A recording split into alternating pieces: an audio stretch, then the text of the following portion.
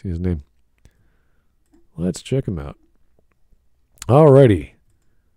Good afternoon, folks. Welcome to another fun weekend Smudcast. Number 479, Man of Steel, is a great Superman movie, a video essay by the YouTuber Key Issues, who's got 360,000 subs, and he's going to make a plea about why this version of Superman is great. Hard to say why. I can't wrap my brain around it. I've seen Man of Steel a few times. Didn't walk away too impressed, but it sucks donkey ass. It's a good Superman because he punches Zod through buildings.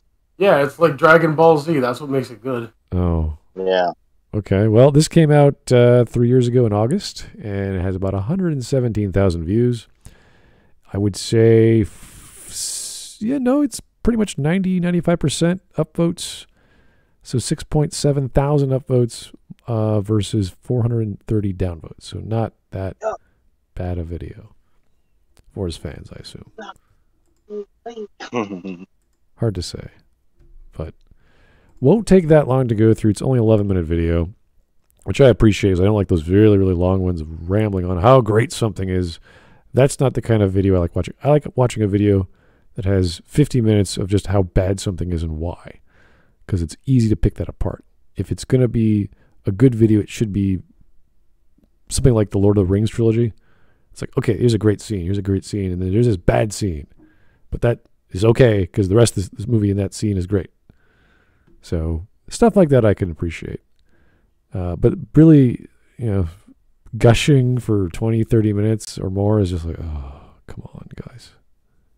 It can't be that important to you, a movie that's dark and gritty and sad and depressing. Nitty-gritty. Nitty-gritty. Good thing they doubled down on BVS, huh? The whole lovely. DC universe is just dark. I don't know why. It's kind of sad.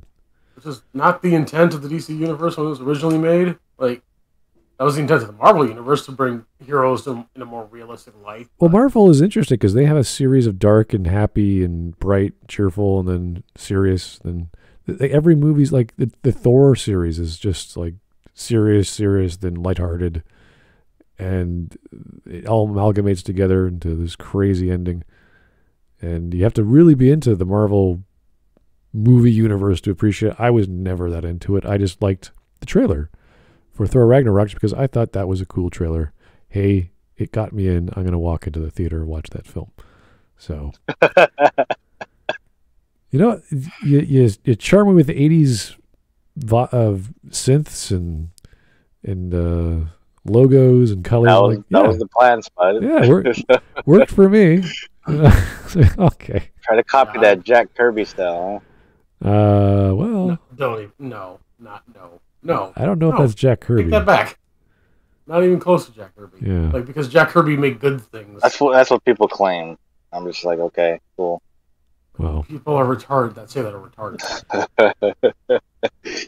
There was clearly a difference in quality between the Batman and Superman movies versus the Marvel movies at the time, so. Whew. Anyway. All right, we're on the watch together. 11 minutes. Here we go. What happened to the Man of Steel?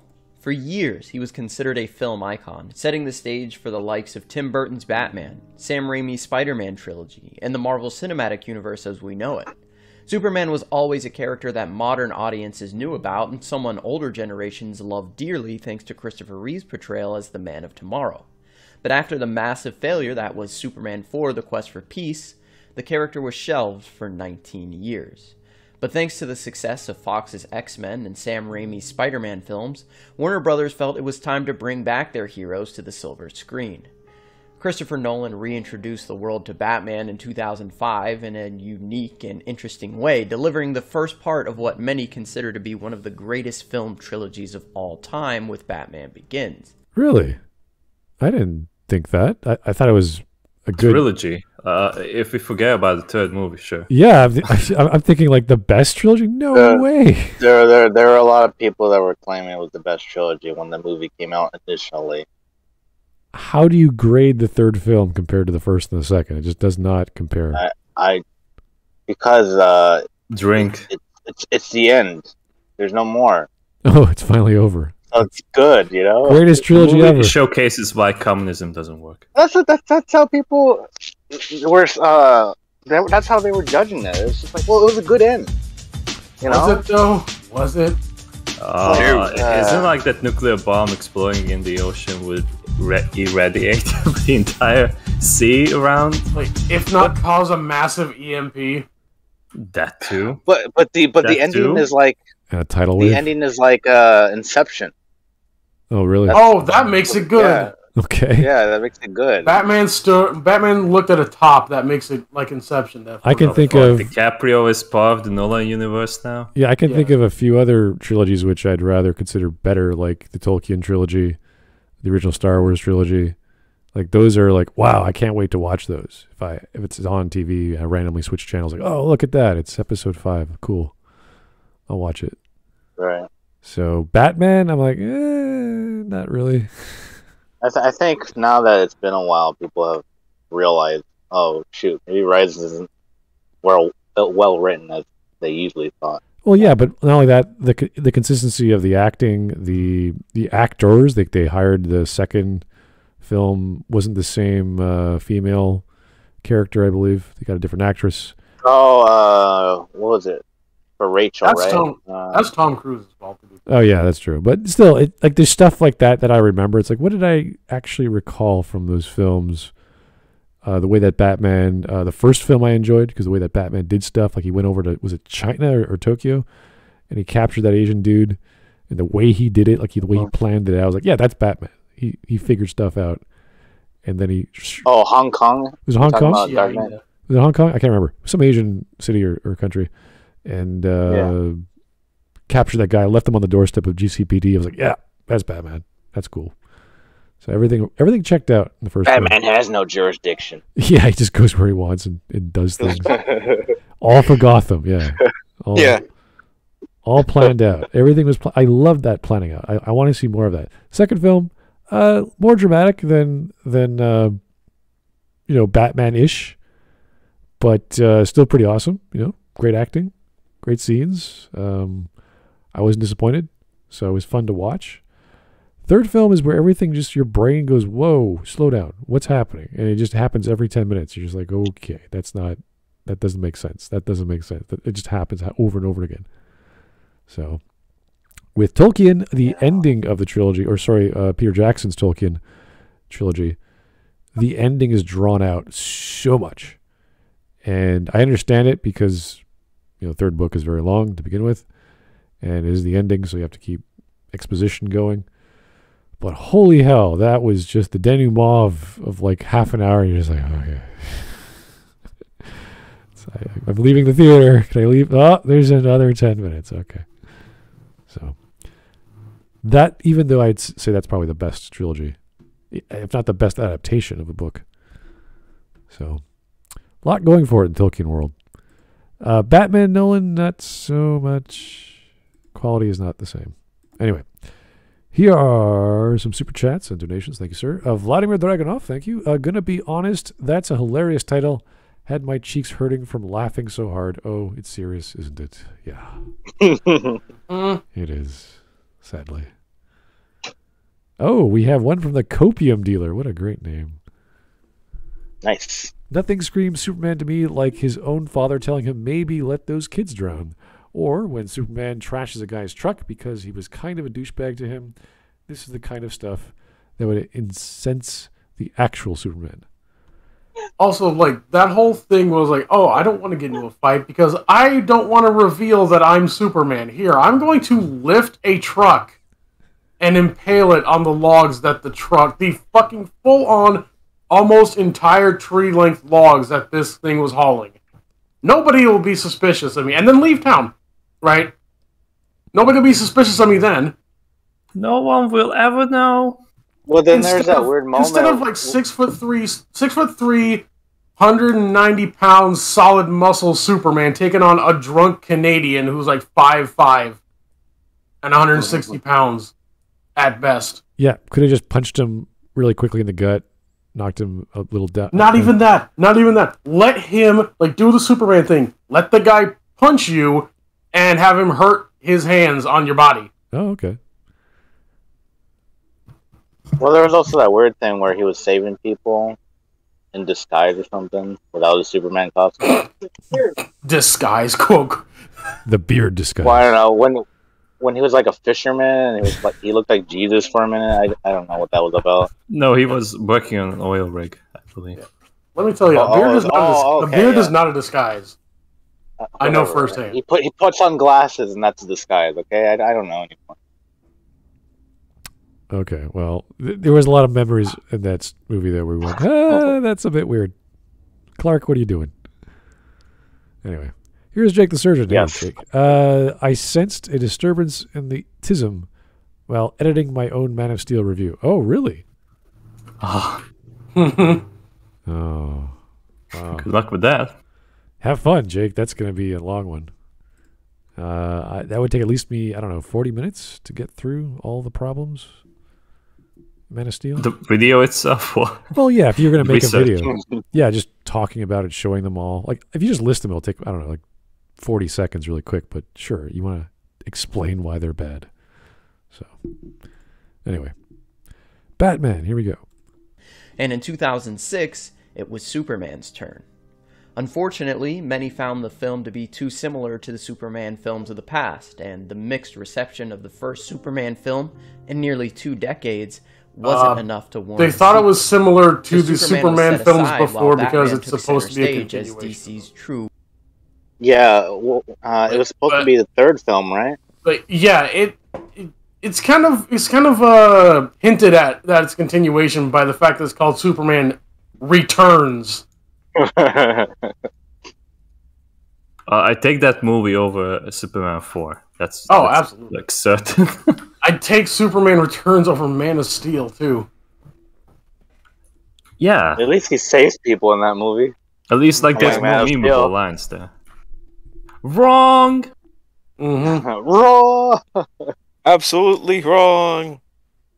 Ben Kingsley. What? No, Kevin Spacey. Was Kevin Spacey? Oh, yeah, shit. Ray That was Kevin. Spacey. No, Yeah, Smud the child rapist, not Ben Kingsley. Oh. Oh, no. Oh, no. Yeah, just imagine him bald. I was... Oh, jeez. Now I really don't want to watch that film. Look, it's not like he raped Superboy, okay? As far as we know. Oh. Well, I mean, we didn't see what happened on that boat the entire time, so. Good point. All right. Well, man, I sometimes get these actors confused that are very similar, but Oh, and I believe Cyclops from X-Men was in that movie. really, Oh yeah, Cyclops as Pilot Man. The pilot. I remember I was watching Enterprise, the first episode of Enterprise yesterday, and I got Hugo Weaving confused with the guy who played Savok, or the Vulcan ambassador. I don't know why. I was like, is that Hugo Weaving? I know. I have these. I was like, that reminds me of. No, not quite the same. Smud just thinks all white people look the same. Yeah, I know. Hey, Smud. Mateus just messaged me. He said Mike Testa wants to be in the panel. Oh, really? Okay. Well, why not? Mike is good to talk about Superman, is that? Yes, absolutely. 9/11. Yeah, just talk about 9/11. There you go. Who was the director for Superman Returns, by the way? Was it Bryan Singer or Bryan Singer? Yes.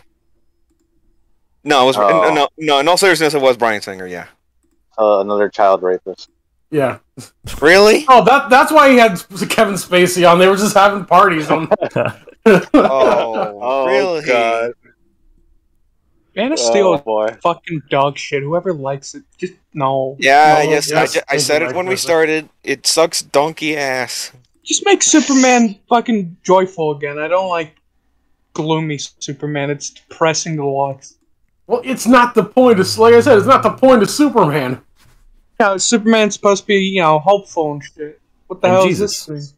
NetherRealm kind of shares the blame for that too, with Injustice. Oh, No. But even Injustice's take on Superman is still better than Man of Steel. Look, I blame Watchmen for Man of Steel. Okay? Yes. Watchmen ruined comic book movies forever. It's gonna be the go-to response to every cartoon or every comic book video we watch. It's like, oh, this is all Watchmen's fault. It all makes sense. It's just amazing. Like seriously, I brought it up to like some different circles, and they all agree that like, oh yeah, like ever since that, everyone tried to copy them. I said like, woo, are you for real? Like all these Japanese artists as well, for like but like Western comic book artists, like all of them are just like, oh, I'm gonna base my story on Watchmen. Come on. All right, well. I guess the memes will never die. So here's Hugh James. Memes, the DNA of the soul. Thanks for the tip. I wager a lot of people would be forgiving of this movie if it wasn't a miserable slog to get through. Hell, Pattinson was more hopeful by the end, and it didn't need Jesus comparisons. You guys actually watch the new Batman film? I haven't gotten around to it. I plan to. Yeah, I hate myself. I'm never gonna watch another superhero movie ever again. Really? Because of Watchmen. I'm done. I'm done giving money to them. I think like everyone else who is going to the cinema are dumb. Well, if they do hate these movies, I do like the trailer, the new Batman trailer from last year, or sorry, 3 years ago, whenever it came out. I can't remember. Was great. I was like, that's a really good trailer, and the ones that came out after were pretty decent. So I've been told it's I've been told it's a good movie. I've been told a bunch of random things that don't quite add up. I heard Batman doesn't kill, so that's a good sign for me. Apparently, oh boy, they didn't trip over the first hurdle. Good job. Yeah. Apparently, the ending is excellent, but the whole film is kind of boring and dark and whoop-de-doo. The first hurdle is not showing the Waynes getting killed for the billionth time. I'm fine with that. Like, it's set. If you want to like tweak that or do different things or whatever, like you can show the Waynes dying. That's fine. I don't give a shit. At least they show the Waynes dying. Unlike Spider-Man, we don't talk about Uncle Ben anymore. Oh, Uncle Ben doesn't exist in the MCU apparently, even though that's fundamental to Spider-Man existing. I blame the Amazing Spider-Man for them cutting that out. No, they had Uncle Ben in the Amazing Spider-Man at the very least. No, I mean the fact that they showed the backstory again, even though it was already in the pop culture consciousness at that point. They couldn't show Uncle Ben because they are removing black people from those jars. So Uncle Ben's called, and we gotta go with the times. The fuck are you smoking to say that, Mark? Uncle Ben. He's talking about the rice, Ginga. It's a joke. Whatever his girlfriend has, okay? Exactly. No, but I'm saying this like, can we stop bringing up the rice already? No, rice is good. Coming out. Why are we talking about rice? Yeah, why are we talking about rice? Batman's out. Spider rice. It's just racism. You mean? Fucking racist. You know what? You know what? I never thought of that. Well, racism. Next time you're going for Cantonese takeout, you're like, oh. Ni hao. You racist. Like, see, we got rid of a black person, now we gotta buy Chinese products. Like, what the fuck? Oh, no! All right. 1 minute in. Let's keep going. DC's true box office darling. But as the Dark Knight trilogy came to a close and the Marvel Cinematic Universe now in full swing, Warner Brothers decided to dust off Superman yet again, bringing on Zack Snyder, director of smash hit 300, to direct the film, and even convincing Christopher Nolan to stick around as producer. Casting the then unknown Henry Cavill to step into the boots of Superman was a risk, as he didn't resemble the iconic Christopher Reeve, but risks for what they needed to take. The safe approach that they took with the look of Superman Returns was not... Why is that an issue? Why is that an issue? Henry Cavill looks like Superman. Yeah, why does he have to look like Christopher Reeve? That's weird. You don't have to look like Christopher Reeve to look like Superman. Well, that's funny because people say he looks like Christopher Reeve in like one shot. Yeah, but I'm like, what? I thought that they were going for a general look. Yeah, but you don't like. Hey, we gotta get a guy who looks like Michael Keaton. It's like, why? Why would you need that? Val Kilmer doesn't look like Michael Keaton. Like, what are you talking about? Caucasian guy, Caucasian guy, black hair, preferably blue eyes, but not a necessity. That's that's the Yeah. look. White guy, Built good. well built, not too tall. Just there. He's good. Batman. Done. Wait, but were there people really doubting Henry Cavill? No, No. Not initially, nobody no. had a Because problem with the casting. Just made it when up. when all we knew was how he looked as Superman, there was a lot going for it at that point. Yeah, the biggest thing was the Awesome suit, looked good. not his body shape or height. It was the suit because it didn't have the certain look. The texture was different, and It was based on the new. It was more so based on the new 52, just more muted in color. Well, it has color, but Zack Snyder likes to mute it. Yeah. Exactly. Like, Well, Zack I Snyder mean, tried to get rid of the cape too, like a fucking moron. fucking idiot. Yeah. Fucking idiot. Again, but even at that time, the new 52 wasn't all that, well received. But that didn't matter because he still resembled Superman well enough that there was enough going for it. At least early on. Yeah, I mean, if I remember Yeah, the people trailers saw them. correctly, a lot of people were really happy with how it looked. So it I don't was know. yeah. All the trailers tend to be very attractive because obviously the film, the CGI, the acting, they look like they got a great cast for Man of Steel. I think the cast was perfect. And Yes. Yeah. it's just the lines they wrote and the way they acted was just, oh, that's The not... script ruined everything, essentially. Yeah, like if I were to cast Jonathan Kent, like perfect, done. It's just the way they portray him as a complete fucking Yeah, negligent they ass. got Kevin Costner and Russell Crowe to play the dads. Like, damn, Exactly, that's awesome. exactly, perfect casting for that side of the story, which is the focus of Superman is his dad's. Who's his dad? What Right. does his dad teach him? That's the most important. And it doesn't. They even had a scene where he's reading, or he references as he falls down, he drops the Play-Doh from his hands. I'm like, oh wow, like Clark is smart. Is a smart kid. He's reading philosophy, and he's learning about ethics and morals and what does it mean to be good and bad. And he has these moral quandaries and questions.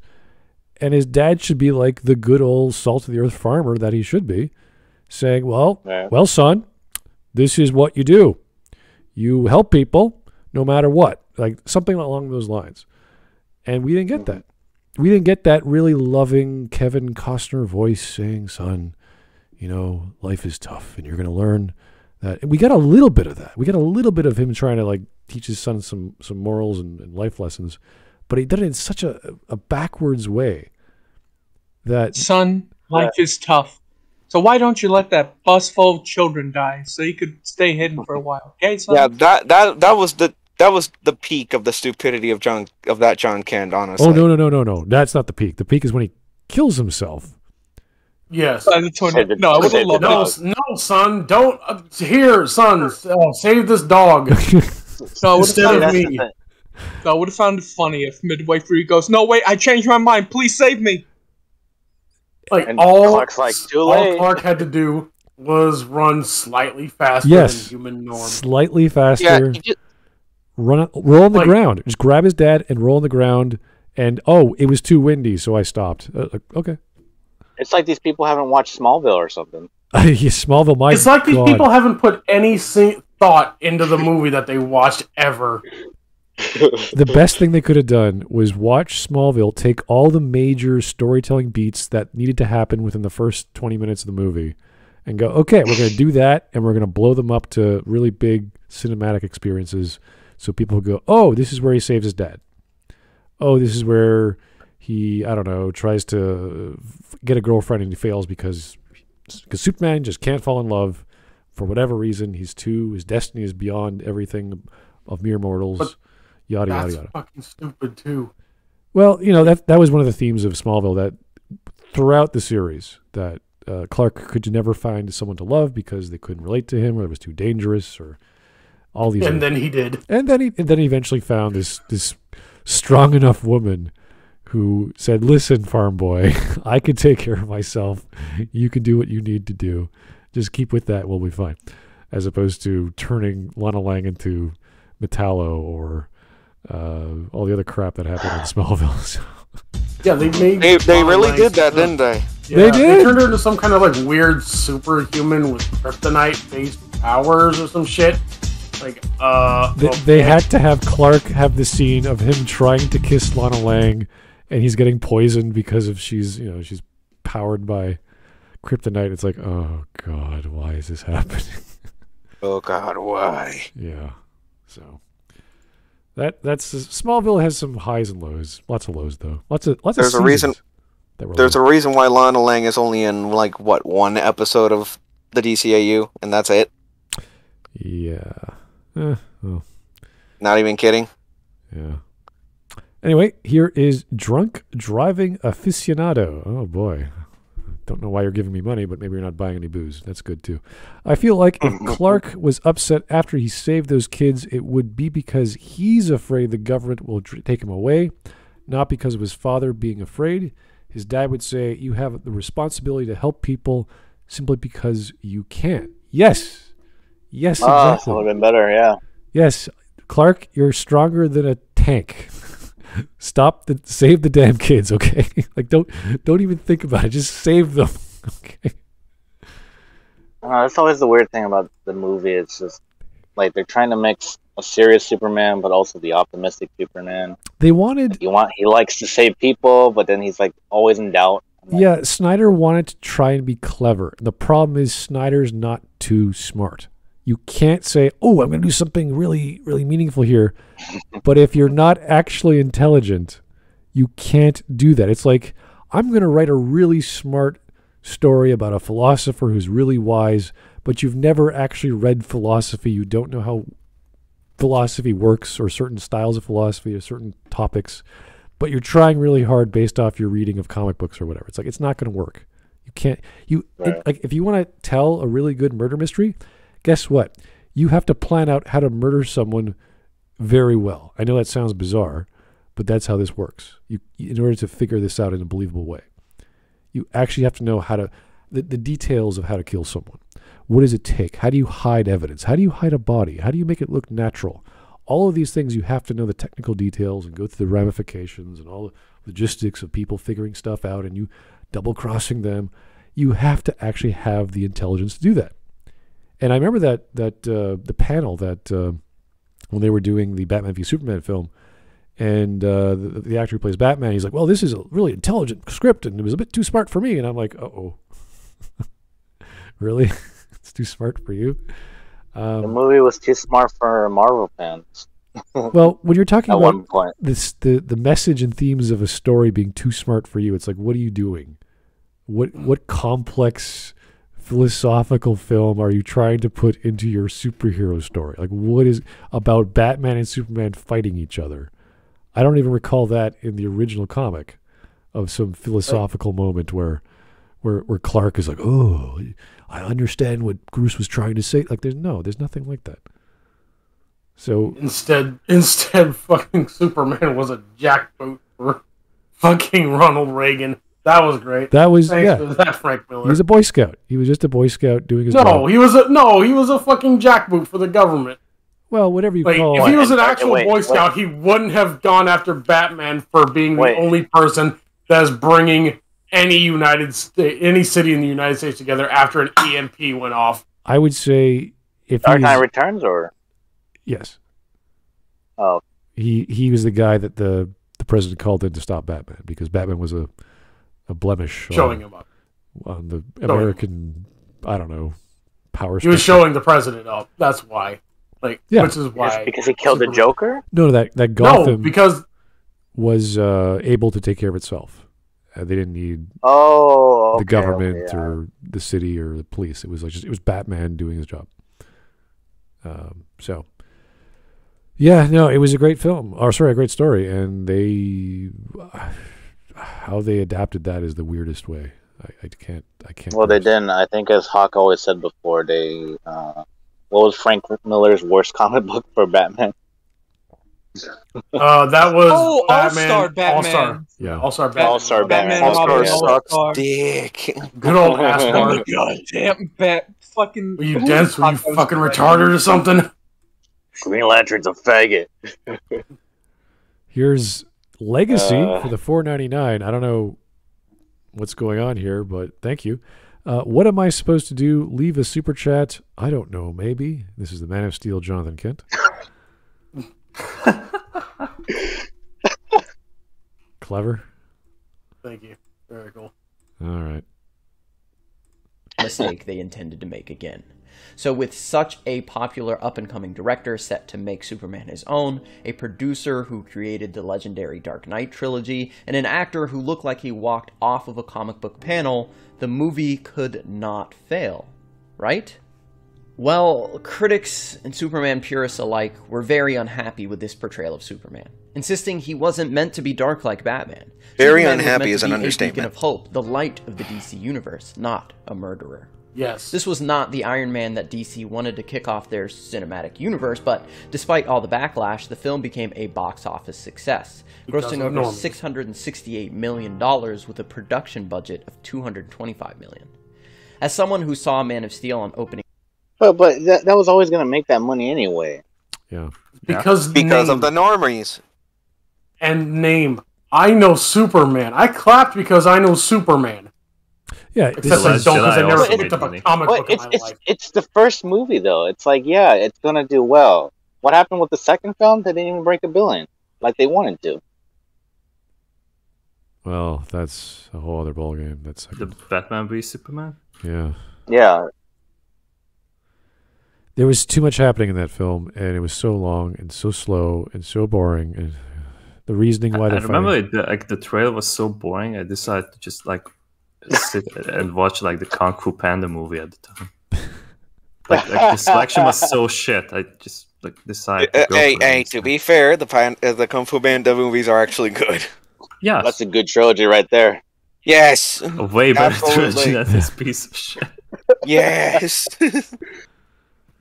Oh, well, it's both good. It's both good and sad at the same time. Yeah, and does that insult my intelligence? Yeah, the fact that Kung Fu Panda is that good is good and sad. Well, you got the guy from the what was that? The social media movie? What? Oh, Lex Luthor in this series? Oh no, Eisenberg, but without the H. Yeah, Eisenberg. Jesse Eisenberg. Yeah. Weird casting, weird acting direction. I don't know if they asked him to do that or he just did his own thing. Them using Alexander Luthor for some fucking reason. No, he was supposed to be Lex. They don't even have. And they backtracked him. It's them using Alexander Luthor without even having Lex himself. Should have been Mark Strong. It was so weird. They said he was supposed to be like a Facebook, like an evil Facebook, Mark Zuckerberg or Google, and no, Mark Zuckerberg does not have that much personality. I mean, you could take a mop and bucket and just slap Mark Zuckerberg's face on it. There, perfect casting choice. No one would know. Fucking Jesse Eisenberg with a picture of Mark Zuckerberg stapled onto his face. The whole film, he has to try to read the paper. A white man doing whiteface. Who would have thought? I just keep remembering the end scene of Deadpool 2 where he pulls his mask off and it's a mask of Legacy in the chat saying don't forget the Lex Joker hybrid in BVS. And no, it's actually a Lex Riddler hybrid. Yes, yeah. It depends. It depends on what version of Joker, yeah. He should have been the Riddler in the Batman movie. I just see that performance as Riddler more than anything. That's just me, though. But Gigaman, he shaved his head. He's Lex Luthor. Hence, Lex Riddler hybrid. All right. No. Yeah, but ding, ding, ding, ding, ding, ding. The Riddler was smart, though. Yeah. All right. Here's Porcelinus the Fourth. Thanks. Also, can we talk about how awfully Zod is written? Okay. He wants Clark on his side, so he shows him the current society with a bunch of skulls strewn around. I will kill him! Why would he show him a utopian world? Sorry, why would he show him a utopian world and then reveal he's going to kill everyone? Zod is a No, like Zod should not have gone to Earth at all ever because of how big the goddamn universe is. Yeah, he could like. Are you trying to tell me there's nowhere in the universe that the Kryptonians could have settled down? Yeah, they could. They have FTL travel. Yeah, they have all these other planet options, at least even in our solar system, that they could have converted. We'd be like, cool, aliens close by that are super powerful and can protect us or leave us alone. If they had settled Mercury, they would have been more powerful than Superman, given their proximity to the sun. Oh, yes. Right. And again, the DCAU smartly omitted Zod for damn good reason. No, they had a Zod-esque guy. No, but I mean Zod himself, like actually Zod. They never used the actual Zod for good reason. It would just be evil Superman directly, which they did anyway in like an alternate universe story in the Superman animated series. Yeah, the Justice Lords were good though. No, yeah, but I mean before that, the one where that episode was bad. For the exact same that episode was bad for the exact same reason Injustice Superman is a bad portrayal. Yeah, I'm pretty sure the Justice Lords exist just to make up for that episode. I would not be surprised. The woman I have a crush on has died. Well, time to put on my Hitler boots. Time to take over the world. Time to put on my Hitler galoshes. That's pretty much that's it's literally the same premise as Injustice. Lois dies, he decides to take over the world like a bitch. Yeah, but listen, Injustice, it made a little more sense. Like, yeah, I mean, Metropolis that exploded, and then his son that's died. At least like Superman got manipulated into blowing up the city he's been saving for years, and also killing his wife and unborn child. That's a little bit better.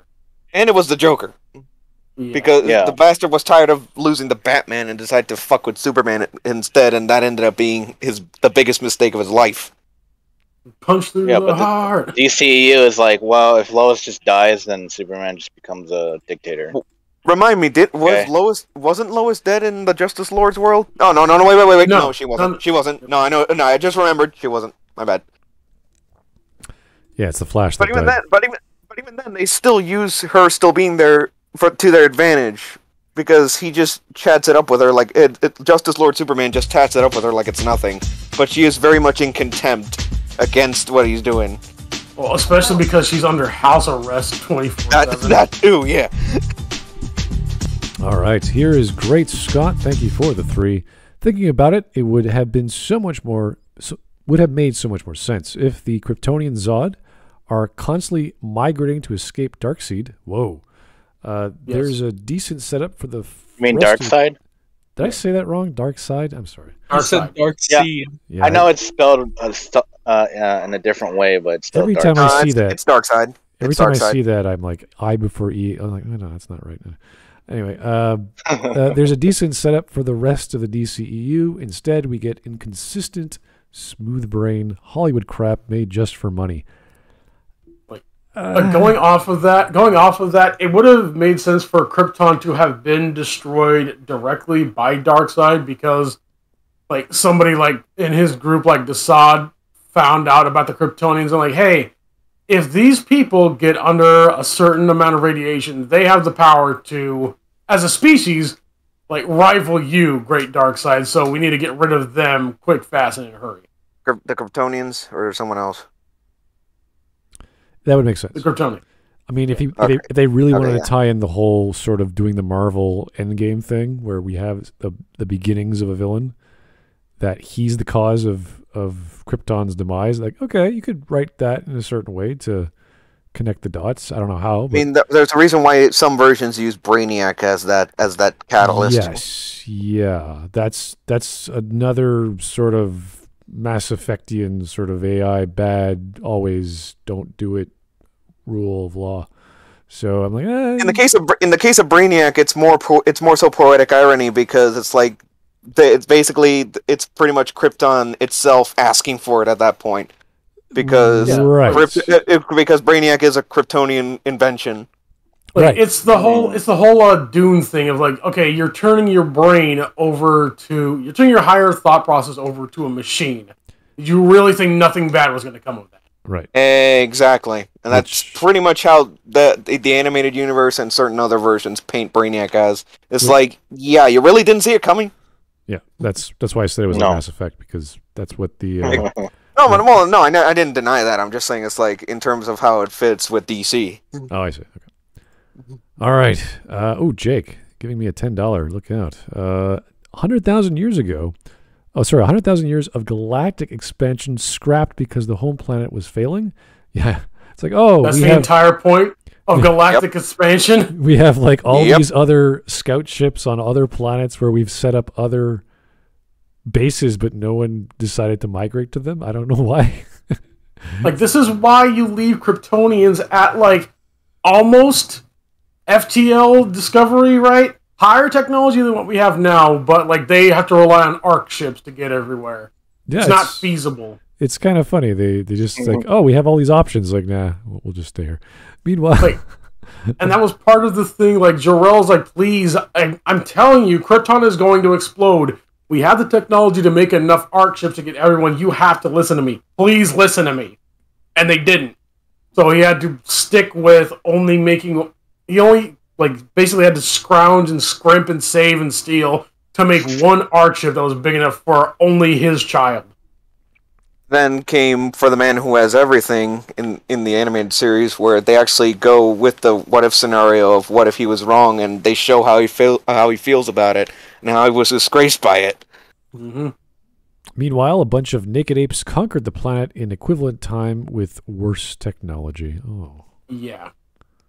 Yep.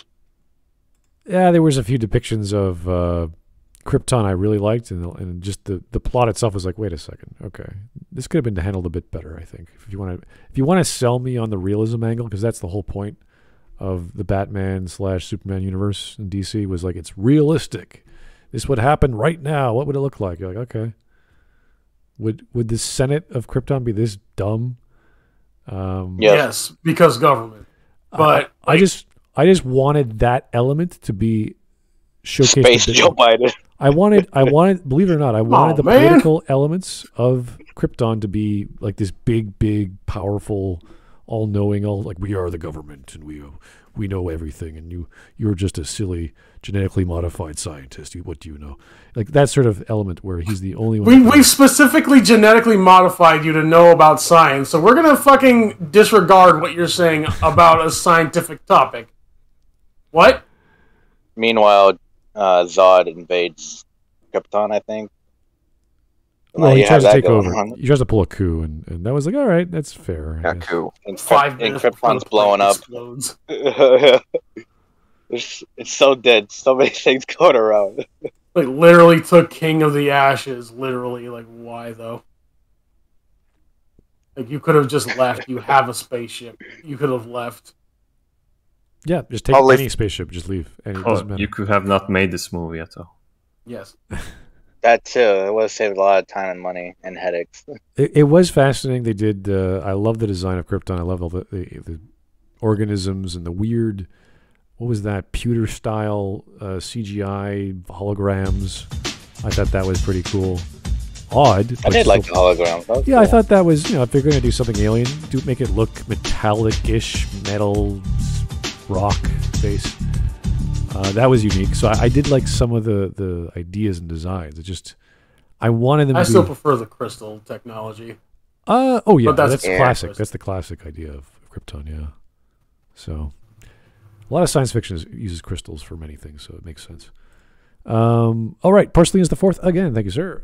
Remember, Smud Dark Side is pronounced Dark Side, and Che Guevara is pronounced as Che. Oh, you're right. Che Guevara. It's pronounced faggot. Also, this movie implies that a newspaper would not rush to report confirmed findings of aliens, and it's weirdly optimistic about journalists and nobody else. Yeah, I guess you're right. Yeah, I don't think Mr. Daily Planet editor would be like, yeah, we can't talk about this. Like, wait, I'm trying to remember. They weren't gonna report it, but then somehow Lois, like, I don't know, parkoured over the mountains, was able to find the ship. She went out of her way to check out the ship. Yeah. But she actually climbed the mountain or whatever, didn't she? Literally some Lara Croft bullshit out of nowhere. It's like, Jesus, she's dedicated to her job. Damn. Like, I guess the military is kind of lax on that security. It's like, oh yeah, whatever. some lady. What, you think the military can climb? Well, they could Better shoot. than random reporter woman, yes. Here's Vladimir Dragunov. Also, because Krypton went Allah Akbar, the people on the outpost just decide to give up on living. I don't know. It just sounds kind of goofy the way it was. No, it's worse than that because they kept going to planets that they could not colonize.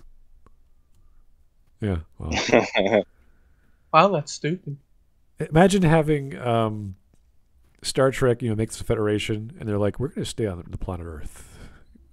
We can go anywhere, but we're not going to. We're just going to send. I mean, the Earth could blow up, but you know what? Think the sky. Yeah, the Earth might blow up, but we'll just keep sending scout ships to everywhere. I mean, is Mars going to be that better? Yeah, it's like the fucking Romulans in Kurtzman Trek. Like, well, Romulus blew up. We have an entire star empire. Nah, we'll be refugees, I guess. Yeah, it's like what happened with the military? I don't know. Like, what happened to the entire fucking Federation-sized Romulan star empire? Did that blow up too? Did the entire sector of the galaxy blow up? I think that would have bigger ramifications than just one planet. Yeah. Few holes in the story, but this guy thinks it's great. It's more whole than story, Smud. I know. So many holes, it created like a time vortex that sent back Spock way back in the past. No, he put some red. He put some red in a hole in a sun, and then it went back in time. That's how he wanted to fix the plot holes, but it was foolish of him.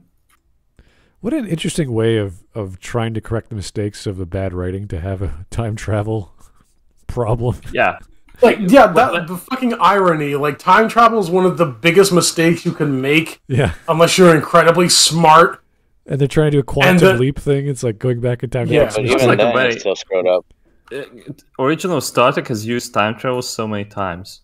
It's just like incredible that JJ can manage to fuck it up. We couldn't manage to steal from 40 years of stories.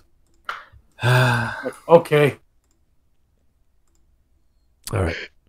I always recommend reading The Time Traveler's Wife, even though it's just a romance story, but it does time travel it's like a hard version of time travel where everything's already been done, including going back in time.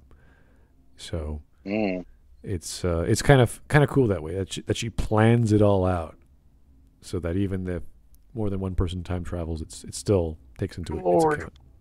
So the world or the time is immutable. You can't change things. So cool stuff. Night and many, many times since. I don't understand how fans of the character weren't in love with this version of Superman. Because it's not Superman. Because it sucks. Who's this gloomy fuck? Get him out of here. Making the claim that the script penned by David S. Goyer was bloated and uninteresting. Yes. If you're one of these people, I respect your opinion, but I believe most of the people who think this have only seen the film once or twice. Pretty sure once or twice. How many comic books have you read? How many? If it's more than one, I would be surprised. If it was more than one Superman comic book, I would be amazed. Shut the fuck up. How many viewings of a movie do you have to know before it's bad? At least 5. Like 5? Is that the number 5? After you see 5? Yes, I remember a guy telling me that I saw The Last Jedi 5 times. You probably missed this incredible detail about Rey and Kylo. You have to eat shit. You have to eat shit at least 7 times before you realize it tastes like shit. Hold on. How many lights can you see? Correct me if I'm wrong. Let's say it's a TV show or something was an expansive cast, right? Would you have to watch it multiple times to get to understand every character's arc? Like say with Marvel? If you pay attention, no. If the story is really fast moving and detailed, which even then, if it's told in a very poor way, you might have to. But in most cases, most stories, the writing, okay, let's say Babylon 5 writing is the quality is there, so you're not paying attention to the main plot, you're paying attention to the other characters or their stories, and you miss out because your mind is just in another world, even though you're watching the same thing. So that's the problem with good stories. There's so many good moving parts that you can't just enjoy. You can't enjoy them all. You have to enjoy one at a time. It takes time to process. So that's why the story of Babylon 5 ends up becoming about Londo Mollari and Jakar, as opposed to the main plot, which is the Shadows versus the Vorlons and all that other stuff. So that's rare, though. It's rare to get a good writer in sci-fi to make something popular. So Right. Yeah. Anyway, we got some super chats going. Here's Vladimir Dragunov. Thank you for the 5.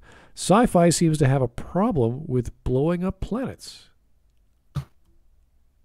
Like, it's supposed to be like the stake, right? Like, oh shit, this person has the power to blow up an entire fucking planet. But then, like, if you introduce another villain after that, like, unless you set out to make like a more like intimate character study, you have to up the scale. Yeah, it's the problem with Star Wars. Once you introduce the Death Star, it's like, now what? What's the great cause? Another Death Star. Like, okay. And then another one, but this one can blow up 4 planets at the same time. You're like, And then there's a fleet of Death Stars with all kinds of fucking. And then we just Then we ripped the Death Star's cannon off and just stuck it on Star Destroyers. Yeah, it's a fucking attachment now. Yeah, like, okay. Yeah, no. Okay, that took all the seriousness out of it. Yeah, no, this is the problem. JJ. With Star Wars. Kennedy is a big threat to Star Wars. Underslung fucking planet-destroying cannon, okay. When do we get a toy version in that universe for shits and gigs? Just fucking like planet-destroying 1911 pistol, Yeah. like, okay. They could have went the biological weapon route where you poison or mind control or do any other series of horrific war crime outside of just blowing up a planet. Like, there's lots of things the Empire could have done to gain power and scare people, and they did. It was all just big laser, another big laser. Like, okay. It's like you're in the middle of a duel. You don't even have to do like biological things. You can just have these people be regular ass terrorists. They go to planets with boots on the ground. They shoot people up. They kill people, and they leave because they're trying to spread terror for a cause. You're just in the middle of a duel with 1911. You shoot the person you're in the duel with, and then suddenly, where'd the planet go? You accidentally aimed a little too down. It's the ground. Well, this is you can even recognize. This is the one of the themes of Star Wars is it's nature versus technology. So you want to have some sort of representation of the villains representing technology and progress, whereas nature is the old style ways with the Ewoks and bows and arrows and this and that, and naturalism. So you want to connect the dots some way, but at the same time, you can't do the same super weapon over and over and over. It doesn't quite have the same impact. And that's why I like the idea of the Yuuzhan Vong because it flipped that dynamic on its head. There's a bunch of fucking religious zealots that completely hate technology and are using nature to attack people. Yep. A bunch of crazy-ass motherfuckers that are a bunch of sadomasochists, by the way. Oh, really? Yes. That's all about purging the infidel for using the unholy technology. Also, Star Trek Insurrection. No. The Yuuzhan Vong were a good idea. All right, here is the steak juice enema. I don't know what the hell that means, but another thing, Lois is given a lot of focus in the movie, but she's an absolute wet fart of a character, no personality. At least DCAU Superman, Lois had an attitude to her, and she clearly got off on the danger and being saved by Superman. Lois Lane has to be that sort of spicy, plucky, go-get-'em sort of person who's just got her own agenda, and off she goes.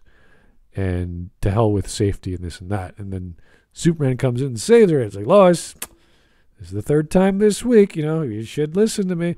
You know, that sort of go-between that we wanted to show that this is why she keeps getting saved, why Superman gets attached to her, why he likes working with her, and all these other silly interpersonal things that would be easy to understand. Now, because it's realistic, it's just like she's just a reporter chick who can hop fences and Was strong. He's just on there. mountains. Realistic in quotes. I'm still And then- of the mind that it's insanely irresponsible for someone as powerful as Superman to be with a regular ass woman.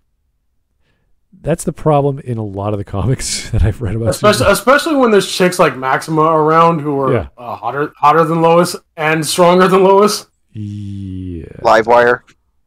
No. Fucking crazy ass electricity bitch. Fuck that. All right, here's Jake the Surgeon. That's also realistic, from guys. also from the DCAU. All right, here's I think Jake. Jimmy Olsen was a CIA agent that died. Oh, yeah, that's What? Yay, that was great. yeah. Thank you, BVS. Yeah. Anyway, Jake the Surgeon. I haven't read a single Superman comic. Oh, that's too bad. And even I know this is the opposite of the character. Yeah, no, there's something wrong with the upbringing, and the backstory of Clark in Man of Steel. So it does not feel right. It tries to feel, but it just focuses on random drama bits as opposed to the message of Jonathan Kent and the message of, I guess, What? his The father. You didn't message of understand do it? nothing. Superman went to church. And That's the meaning of the Instead movie. of consulting his AI father who could have given him the idea of using the Phantom Drive, he went to a random priest that knew nothing. And he gulped because it was like he was talking to God.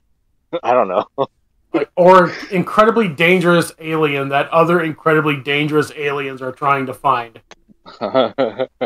Maybe that's the reason why the priest is nervous. Here's Vladimir Or Dragonoff. Jesus or whatever. Here's Vladimir Dragonoff with the two. They don't have the balls to make a Vong trilogy? Yes. A Vong. Can someone explain the Vong people? The Yuuzhan Vong is what I was talking about. Oh, I'm sorry. Okay, those guys. All right. Alrighty, let's get going. Like, of course they don't have the balls to do a Yuuzhan Vong thing, because then there'd be like, oh hey, maybe the Emperor wasn't entirely incorrect making the Death Star. Like, that was the entire reason why he made the Death Stars.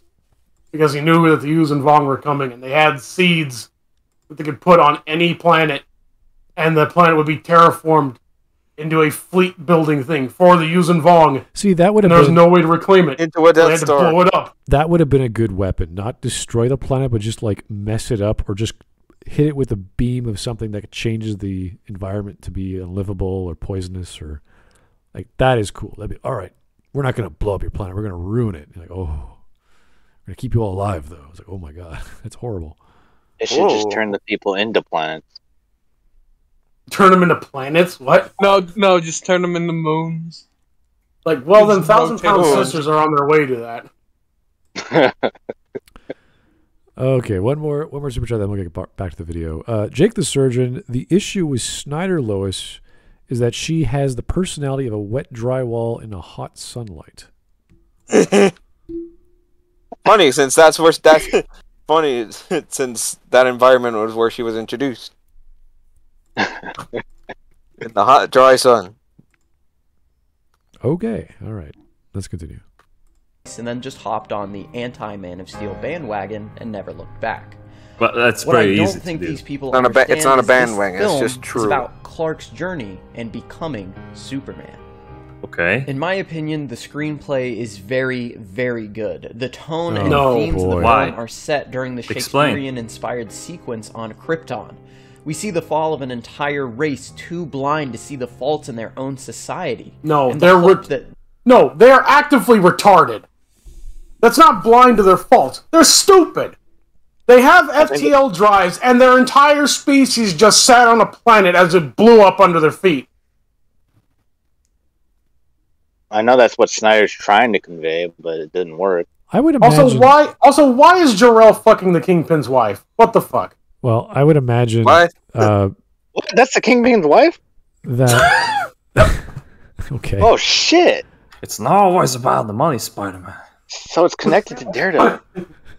Yes, this is the Daredevil, the Marvel Cinematic DC Cinematic You're Universe. wrong, Yes. it's home record. You can imagine I'm taking you down, Kingpin. the level of technology. Oh, no. This is secretly the Amalgam universe. Oh God. I'm trying to. We can agree. We can at least agree that no one wants to see the Amalgam universe ever again, right? Yes. I was wondering Okay, that they have so much technology and so many people are genetically designed to be the best or whatever, that there would have been another Jor-El out there or just some other computer AI going, yeah, there's some weird readings from the planet here. We've seen this before in like over the decades of all our observations of other planets that this is not good, and there's nothing like that. I always was.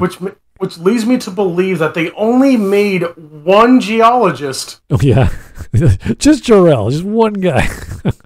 Like, either all of the genetically engineered scientists are too stupid to figure out that the planet's blowing up like Jor-El did, or they only made Jor-El and gave him the job of geologist for the entire goddamn planet.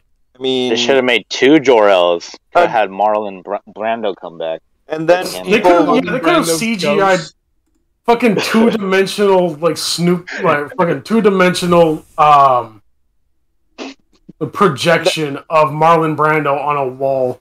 And then people try to justify Man of Steel doing it. It's like, oh, in the DCAU, Jor-El is the only one that found that too. Why is that not bad? Because Brainiac manipulated everything. Yes, like again, the council was turning their thinking over to a machine, believing that the machine would never lie to them, and then the machine lied to them.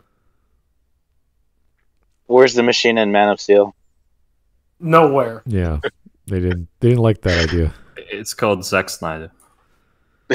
He's the machine. No, because Brainiac is intelligent. All right, here's Unless Zack Snyder is actively trying to destroy Superman, and then he is Brainiac. He is. Okay, I don't think he returned like a cockroach. I don't know. No, he rips his face off. It's Brainiac in disguise. I don't think he's that nefarious. I think his main goal was to make a movie that looks the way he wanted to look. And that was the focus of everything. So whenever it comes to a scene, I want this backdrop and I want this zoom in. Like, he was really focused on getting the visuals right, which I think is fine. As a director, you have to do a good looking film. Especially in contrast with Turkish Airlines. That's the look of these kinds of movies is the last thing you should worry about. Well, you should worry about how faithful it is to the source first. Yeah. Also, Zack Snyder is the guy that said if he had Superman's powers, he'd kill somebody every day. This is the same sentiment about J.J. Abrams. Like, he's a really good maybe not very good, but he's good at visualizing things. He's not good at writing.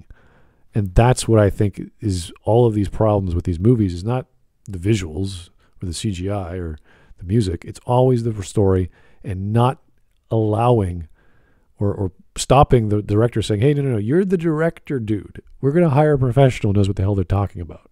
Yeah, if only there was a job called cinematography. I would say Man of Steel was like the camera work was kind of, because they have it on a handheld, right? And then the goddamn shaking gives me a headache. And some scenes might have had a shaky cam, but not. It's just hard to tell what's going on, and it was really annoying. Well, this wasn't like Quantum of Solace where the guys just. No. Yeah. I don't think it was good either. You know what I mean? Yeah, like some scenes, like I really like the fight scenes with what's her face, the female Kryptonian. Those were done pretty well. Who's in space? Was it? No, it wasn't. Well, they go into space once with. No, I mean, who's his face? I don't know her name either. The female, she's like a general. What the hell's her name? I know who you're talking about. I just don't know her name. I know, yeah. Because who cares? And the other one supposed to be Inza, I think. Yeah, the other one was some random big dude, and you're like, she's fighting Tooth. I'm like, okay, that's fine. I'm like, oh yeah, okay, it's fucking Non. Was his name Non? Again. I don't know. Wait, who did the music for this movie? Was it Hans Zimmer again? Probably. Yeah. What was the memorable music? Like, it was just that one theme. Your Superman. typical Hans Zimmer music. It's the Lion King theme of. Especially when the sunlight comes in. Yeah, that would have been perfect. But the wrong movie. Yeah, it's Just say, okay. Hakuna Matata over the fucking buildings collapsing on people. Means no worries for the rest of your day. Like, it means no worries. Rise Lawrence Fishburne is looking at that chick and he's accepting death. It means no worries. For the rest of your life. No, Barry, someone's handed a pink slip as it says for the rest of your day. As Bruce Wayne starts calling his CEO to get out of the building because he needs permission to leave the building. Yeah. To leave a building that he owns. I, Bruce Wayne, am allowing you to leave the building. All right. Alien invasion. Why didn't you call me sooner? Here's Vladimir Dragunov hit the planet with the gay beam. See, that would be. Oh God. What? Gay? That would be the population control beam. All that's gonna do is just have everyone saying, "I say hey." No, that kills the population of that planet, though. Well, that's what I mean. Like, this would be a plot. By singing the song. A plot that George would have wanted to realize in like episode 7. Instead of using a big boom laser that blows up a planet, it does a thing, and now no one's not too clear what it did. It made people feel weird, and they have this weird apathetic outlook on life, and they don't mate. They don't want to continue the species. They just want to die, and no one knows why. And it must have been that. It would have to be something a little more like I like that sinister idea where you don't know what it is, as opposed to it's the big ray gun that blows stuff up. I wanted something a bit more clever, and it should have been something more intelligent than whatever he wrote in episode 1 to 3, because that was a joke. So, better than the sequels. Well, yeah, I know. RJ Godzilla in the chat said Feora was her name. Yes, thank you. Oh, that's the name. Yes, she was cool. I liked that scene with the dude with the and knife. she's hot. I thought that was cool. Anyway, Vladimir Dragunov. She's a tomboy. She's very hot. Okay, maybe. Okay. Good news. Today's the 69th anniversary of Stalin's death. Press to spit. Oh, really? Press X to spit. Yes. Oh yeah. Let's go. Alrighty. Let's continue. They will live on through Kal-El is tragically beautiful. Oh my God. The pride of Zod is on full display as every fiber of his being is set on saving the Kryptonians. After all, it's his entire goal. But by having a coup? What? I'll give him that, because if I remember correctly, Zod actually did believe Jor-El-ish. Yeah, but then he would fight with Jor-El, not against him. He would get him on his side. Why did he kill Jor-El then? Because Jor-El had an actual baby and not one of the genetically modified retards. Yeah, but then what did they do to the baby? They put their genetic code or whatever into the baby? Yeah, they put the Krypton monkey in the baby, and then they put him into space. Wait, what? They had the entire genome, the magical power of the Kryptonian genome, and all of its permutations or whatever bullshit. Somehow, which kind of explains why the Kryptonians are retarded, because they're making all of their babies out of Neanderthal genes. I did not quite grasp how that worked, because we're talking about super magic tech from the past that was not necessary to the film at all, and is never brought up again ever. And then because Zack Snyder's a genius, Superman became the plot MacGuffin. Well, you just didn't know it. They want Zod wanted Superman to give him the genome code or whatever, so he could remake Krypton, and that's why they were fighting. And just fuck! Yeah, I know. There are women on the ship. Fuck them until they get pregnant. That's all you gotta do. Well, the thing is, that's not part of their culture. Though? That's not part of because we were shown outside of Jor-El. There's no culture. There's only 8 of them. Yeah, but they're born and bred. My cultural traditions. Your species is dead. You need to fuck in order to continue it. So do that. You must. But wait, there's only one woman though, so they all have to fuck her. Both. Well, what I'm saying is the culture is they breed them from a birthing tube or whatever the process is. So that is so you what can literally say like, I can't breed. You think the you think prehistoric cavemen cared who they fucked to survive?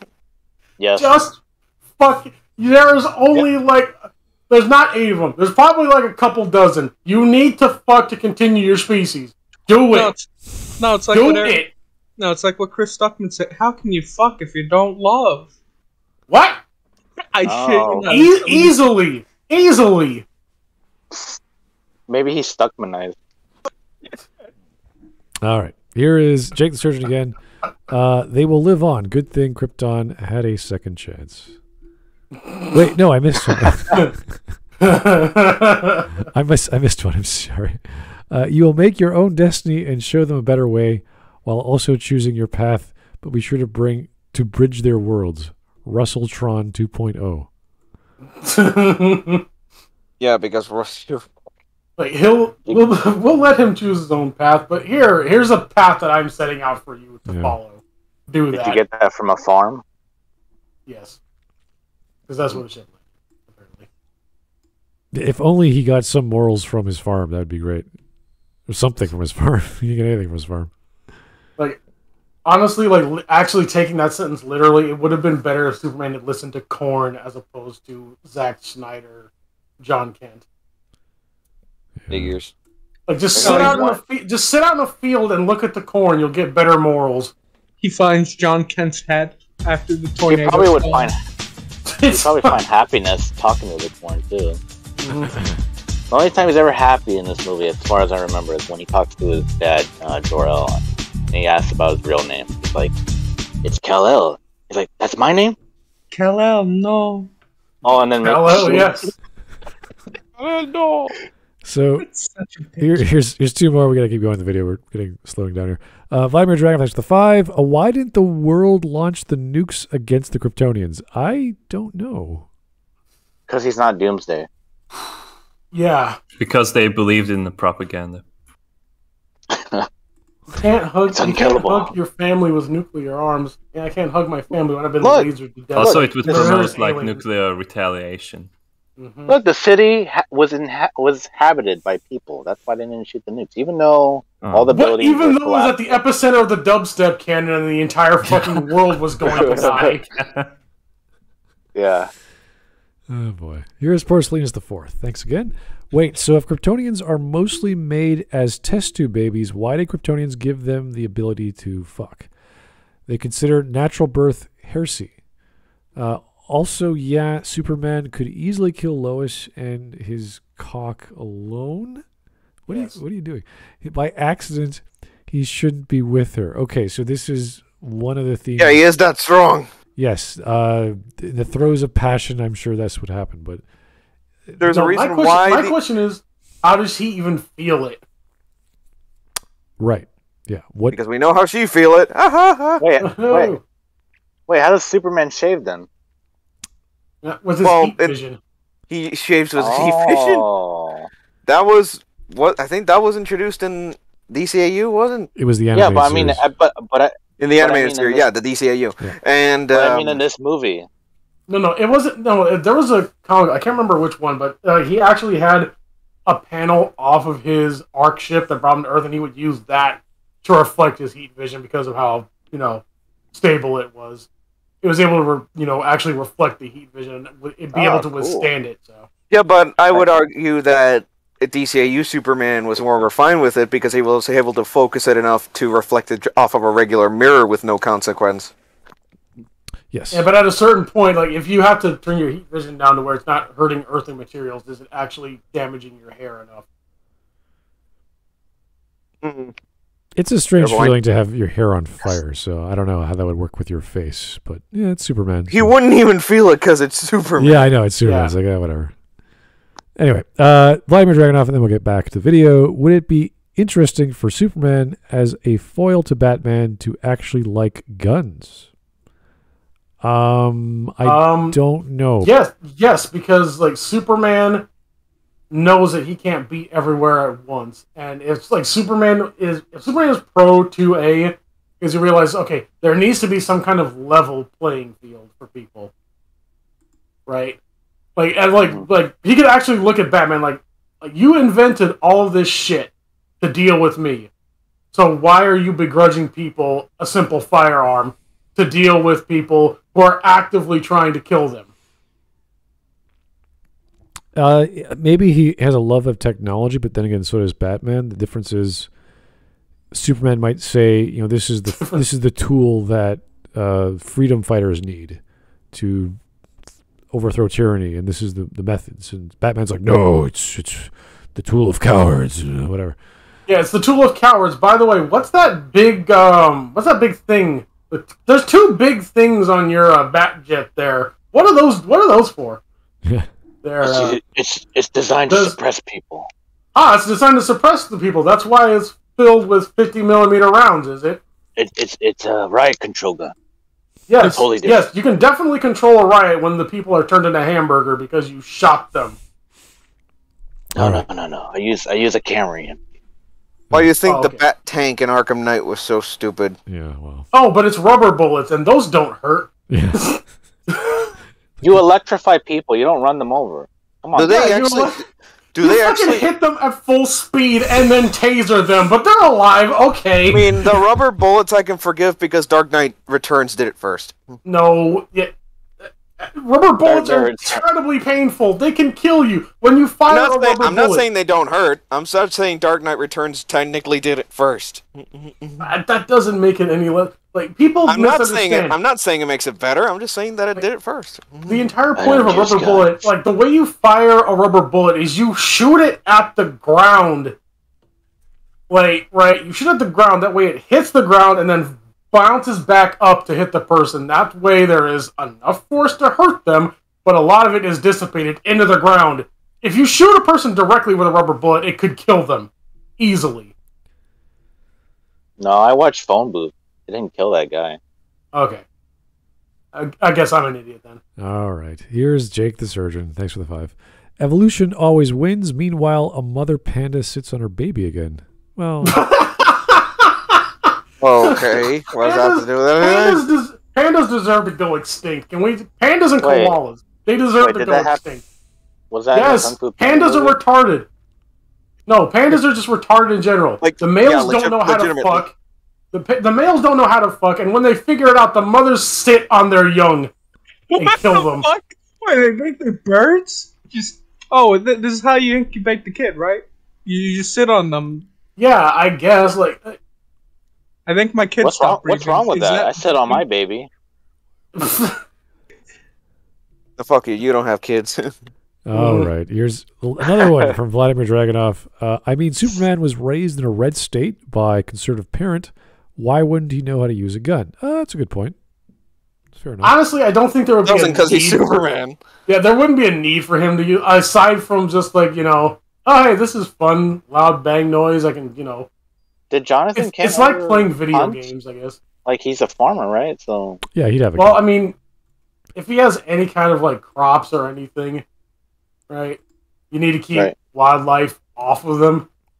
Mm-hmm. So, pretty much. It would make sense for him to have at least a shotgun. Right. It seems pretty. And I assume he skinned the animal, so you can have some good meat.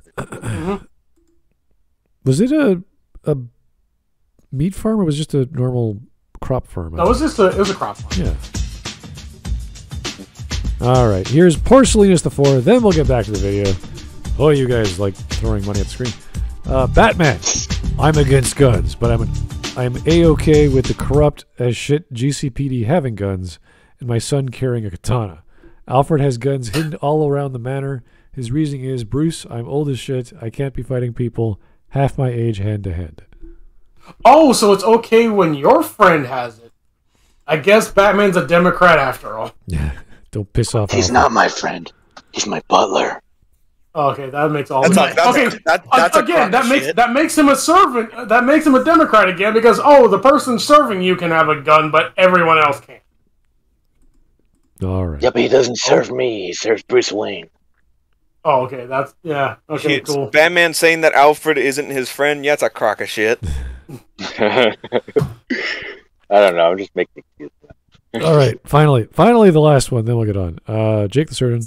Legend says koala scholars are still trying to figure out how to eat off a plate. Whoa, Yes, no. what? You fucking koalas are literally smooth-brained, right? Their brains are actually smooth. They are too fucking stupid to figure out that eucalyptus, which, side note, is not good for them, right? They still eat, still their main source of food, though. If you take eucalyptus leaves and put it on a plate, and then put the plate in front of the koala, they can't figure out that there's a eucalyptus leaf right in front of them, and they could potentially starve to death. What the fuck? Koalas and pandas need to go extinct. No. We are wasting any amount of money spent to keep these fucking retarded animals alive is wasted. You have to also pay like millions of dollars to China just Bears. because zoos have it. Ugh. Bears, are we sure they're not robots? They just you put it over a plate. Object not detected. Commence starving to death. Commence starving. You know what? If we made a koala robot, it would have an executable program that made it starve to death. It just explodes instead. All right, so this is the last super chat. I said, finally. I said that the other time. Vladimir Dragunov. I just want to see a panel of Superman just doing some Kasul target shooting with a custom AR-15. Okay. Some casual shooter. Kryptonite bullets. Why would he do what? Superman. Why would he have kryptonite bullets? I'm gonna put on my cyanide vest before I go shooting. Okay. The lead suit.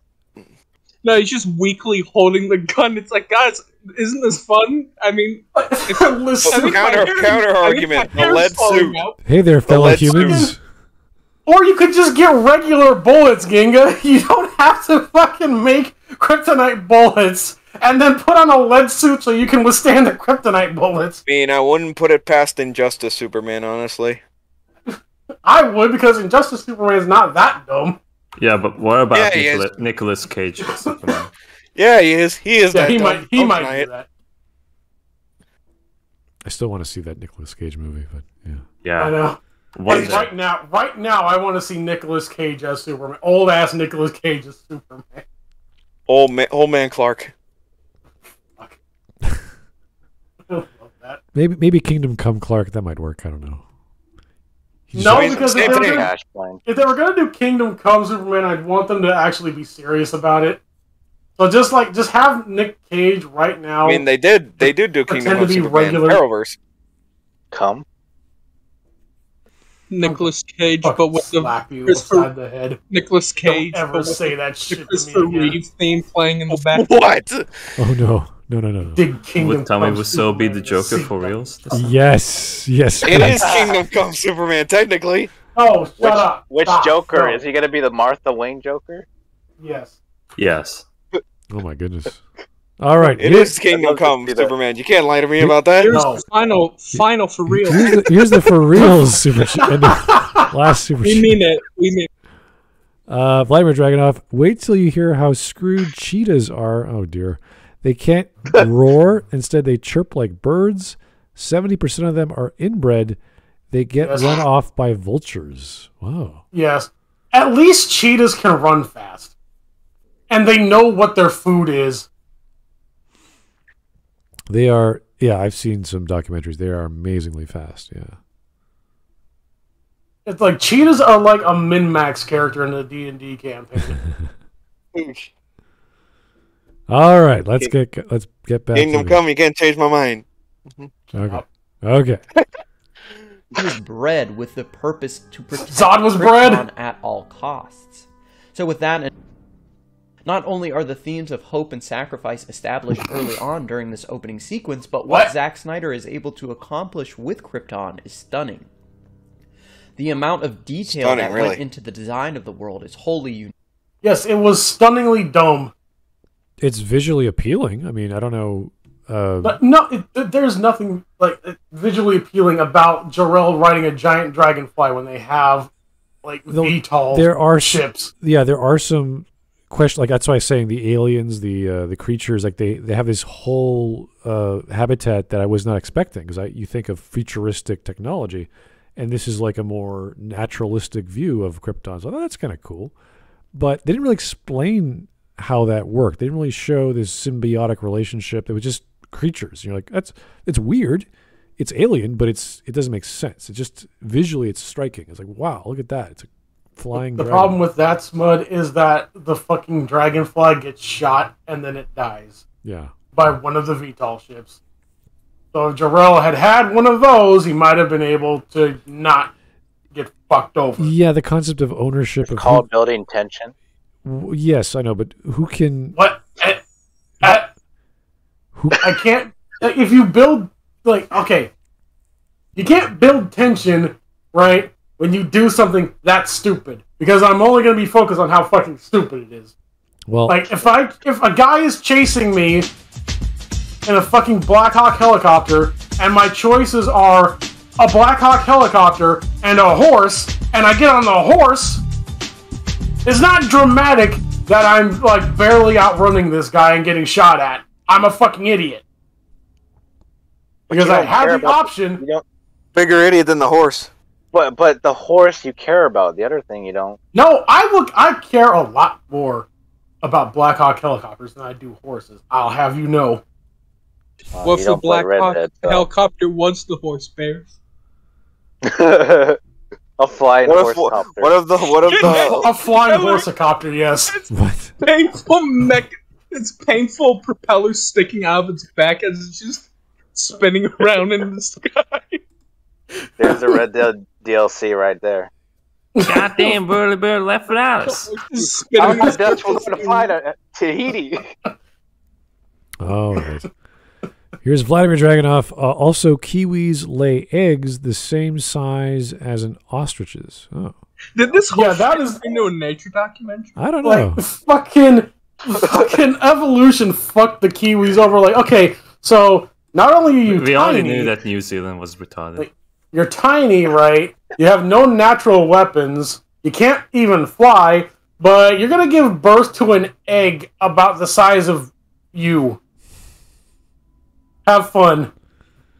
Oh, fun. Well, we got more. Here's Jake the Surgeon. Oh boy, let me protect Krypton by turning it into a wasteland with no food.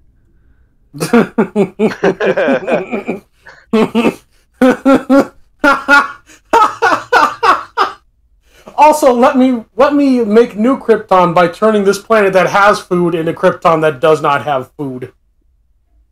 I'm always curious what the actual effect of the terraforming machine would do. It was going to turn it into Krypton, which would have gotten rid of their god powers. Yeah, because their Superman powers came from the air, the atmosphere. I was like, that's different. Yeah, which is another brilliant Zack Snyder maneuver. I thought it was the sun. It ends up being the sun eventually, but it's the sun and also the atmosphere, but mostly the sun. Yeah. No, it's just the sun. Fuck you. Yeah, okay, that's why Superman was convulsing when he breathed. Superman, who can survive in space, encounters different air and commence bleeding internally. Okay. All He right. also has mental blocks, don't you know? He's just talking about Krypton and how long being retarded is go? Being retarded is not a mental block. Like 15 minutes. It was quite a long opening, wasn't it? 15 minutes for this Krypton part. Yeah, about that. It was pretty cool. I actually enjoyed that part because it was like really, whoa, this is not what I was expecting, and a lot of a different take on Krypton. But would you say that would contribute to making a good Superman movie? I would say clearly yes. did not. I would say yes, because it gives me enough of this world where Russell Crowe's character is part of, and it sort of fleshes out him as a character, even though he's just an AI throughout the story. So I like that because it was alien. It was like, wow, you're really pushing the realism elements, even of an alien world, which is unexpected. So I that is to me is like doing more than what you should. The problem is it was at the start of the film. They should have somehow incorporated that as the film went on. And as Clark learns more about the Kryptonians, flashbacks, whatever, story logs, I don't care, just something like that, which you didn't have to focus on as much. I would have been happy with like video clips, like he's watching it on a monitor of. Well, and that's why we should have had a Superman trilogy. Could have built that throughout the whole 3 movies instead of shoving Batman in the second one. Yeah, well, that's a whole other ballgame. I remember they came out. Thanks, Marvel. They came out with the. No, not thanks Marvel. Thanks Warner Brothers. They came out with the. Like they could have actually done a DC cinematic universe properly. Well, they did. Right, but they're like, we can catch up with fucking Marvel. Like, no, you don't. That's what I'm saying. No, like, no. That's not. Like, it's not no. Marvel's fault for them rushing their characters. Like Ginga, if I see a guy cross a highway, right, and I go, I gotta catch up with him, but I didn't remember that, hey, he waited until all the traffic was stopped. Is it his fault that I get fucking plowed over by a semi? No. Well, I do exactly. know they did try to make a series. It was a mini-series about Krypton on some station. I can't remember. I never watched it. It was on the Sci-Fi Channel, wasn't it? It probably was, but it was a drama. It wasn't so much a political thing. There was obviously characters who were politically motivated, but I think it was more of a drama, which is not as... It was not as interesting. They tried to do the sci-fi vibe. It wasn't as cool. CW? I don't remember. No, it was in the Sci-Fi Channel, I think. Whoever it was, that's a terrible idea. It could have been cool, but it just did not connect. I don't care about the superhero's girlfriend, and I don't care about the fucking people who are not him. Yeah. That happen to be his race. Except in the DC. All right. Here is OSHA Regulation Ignorer. Bears and Edward Norton in Fight Club have joined up to form the Kill All Pandas Bears Coalition. Also, Virgin Bruce Wayne is anti-gun. Chad Jason Todd has several arrest warrants from the ATF on him. He lost his weapons in a boating accident. Base Jason Todd, yes. Okay, that was fun. Jake the Surgeon for the 5. Horse baby gravy has the same consistency as 2% milk. All right. Why did we need to know this? Thank you for all the random nature trivia. It's always nice. This is Smudcast, the nature edition. Yeah. Learn about how dumb pandas and koalas are and how useless they are. I want Smud to do the narration for all the animals now. The animals? Yeah, all the animal documentaries. You do a fucking, Jason Just Attenborough. replace Morgan Freeman, okay? Smud Attenborough with the fucking, like, the pandas are fucking retarded. And here we are, looking at the brown spotted hippopotamus. Isn't that majestic? The koala. panda mother just sat on her child. And now it has stopped breathing. The mother is clearly brain dead. Just like her child is actual dead. Just like the child. You just saw the plot for Kung Fu Panda 4. Fucking Mark, fucking George Floyd baby panda. Oh no. Poe's father comes back. Poe, I need to sit on your head. Daily got it stuck. Poe, I need to sit on your head. Your mother did. But is it racist because it's black and white? Hope we never get Kung Fu Panda 4. Hawk, get on it. Yeah, Hawk, make Kung Fu Panda 4, Hawk. Why, Hawk? Leave him out of this. All right. Yeah, but make it the UK version, okay?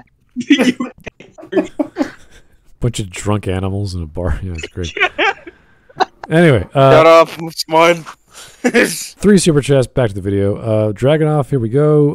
Also, let's take this world that literally makes us gods and make it into a slightly worse version of Detroit. A slightly worse version of Detroit that takes away our superpowers. With this shit, isn't it? Well, by the end of the Detroit film, at least has food. by the end of the film, I think everything's gray and dust. It's completely destroyed. So it's literally Detroit then. Hey, at least Superman and Lois kiss, right? That's pretty Yeah, cool. that makes it all. Yeah, Superman and Lois kiss as the ashes of all the people that were murdered rain down on No, them. That's romantic, right?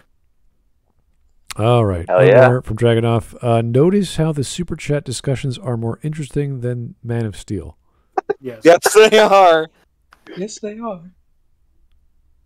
And the last one. You learn more too. And the last one is from Jake the Surgeon. Platypus or platypuses have no stomachs. Okay. Really? Are they descendants from birds? They have other forms? What happens if they have a baby? They lay an egg.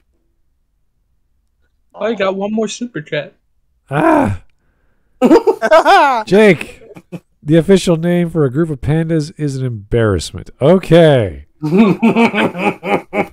The Fantastic. visual storytelling done by Snyder and cinematographer Amir Mokri is amazing.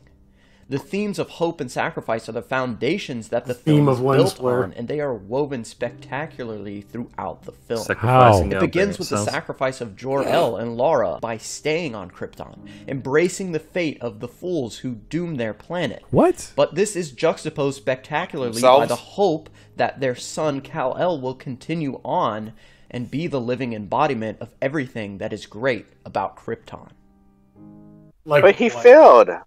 There is nothing good about this version of Krypton. Are you saying they sacrificed his son? No, they gave their son to live while they did not escape because they were. There's other parts in the comic where they don't want to leave the planet because they live it there. That's their life. They can't leave the planet because there's no other ships. I don't see that as a sacrifice though. I just see it as I'm protecting my son. But what does Superman bring? Like, how is he bringing hope and sacrifice to Earth? That's what I want to know. By destroying a major metropolitan city. So the He's sacrifice bringing of others. hope and Okay.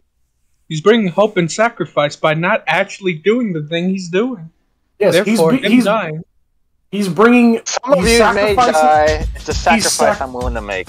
Yeah, he's sacrificing people in those office buildings and bringing hope to the construction workers that are going to have to put those buildings back up. Yeah, more work. Come on, boys. Huzzah! All right, this is from Gasoline Chugger. What a great name. Hawks UK Kung Fu Panda Shifu Tupo. I'll tell you what, you fat little cunt. Thesis statement: depressive nihilism in stories is gay and retarded. Optimism and hopefulness will add a few extra inches to your penis and make your parents not get divorced. Oh, a few extra inches to the panda penis, so 3 inches. Great. That was the strangest super chat I had to try. What the hell? Yeah, You have Mike life? West on the panel. Well, with Mike's, I was confused. This is what am I trying to say here? Vladimir Dragonov, don't get me started on hyenas. Okay, and how they got the middle finger from nature. That's okay. We won't. Oh yeah, the fucking hyena females, like they have a fucking fake dick that they birth their children out of that does not expand. That doesn't expand properly like a normal like birth canal would. Okay. So the fucking female can die halfway through the birth because the baby got caught out halfway through her fake dick. He's halfway through the birth. It's just, come on. The baby just goes sideways, splits her open, and it dies and she dies. Is this Planned Parenthood? Fucking evolution is run by Planned Parenthood, yes. If I go, I'm taking you with me. All right, here's Jake again with more stories about animals we don't really care about.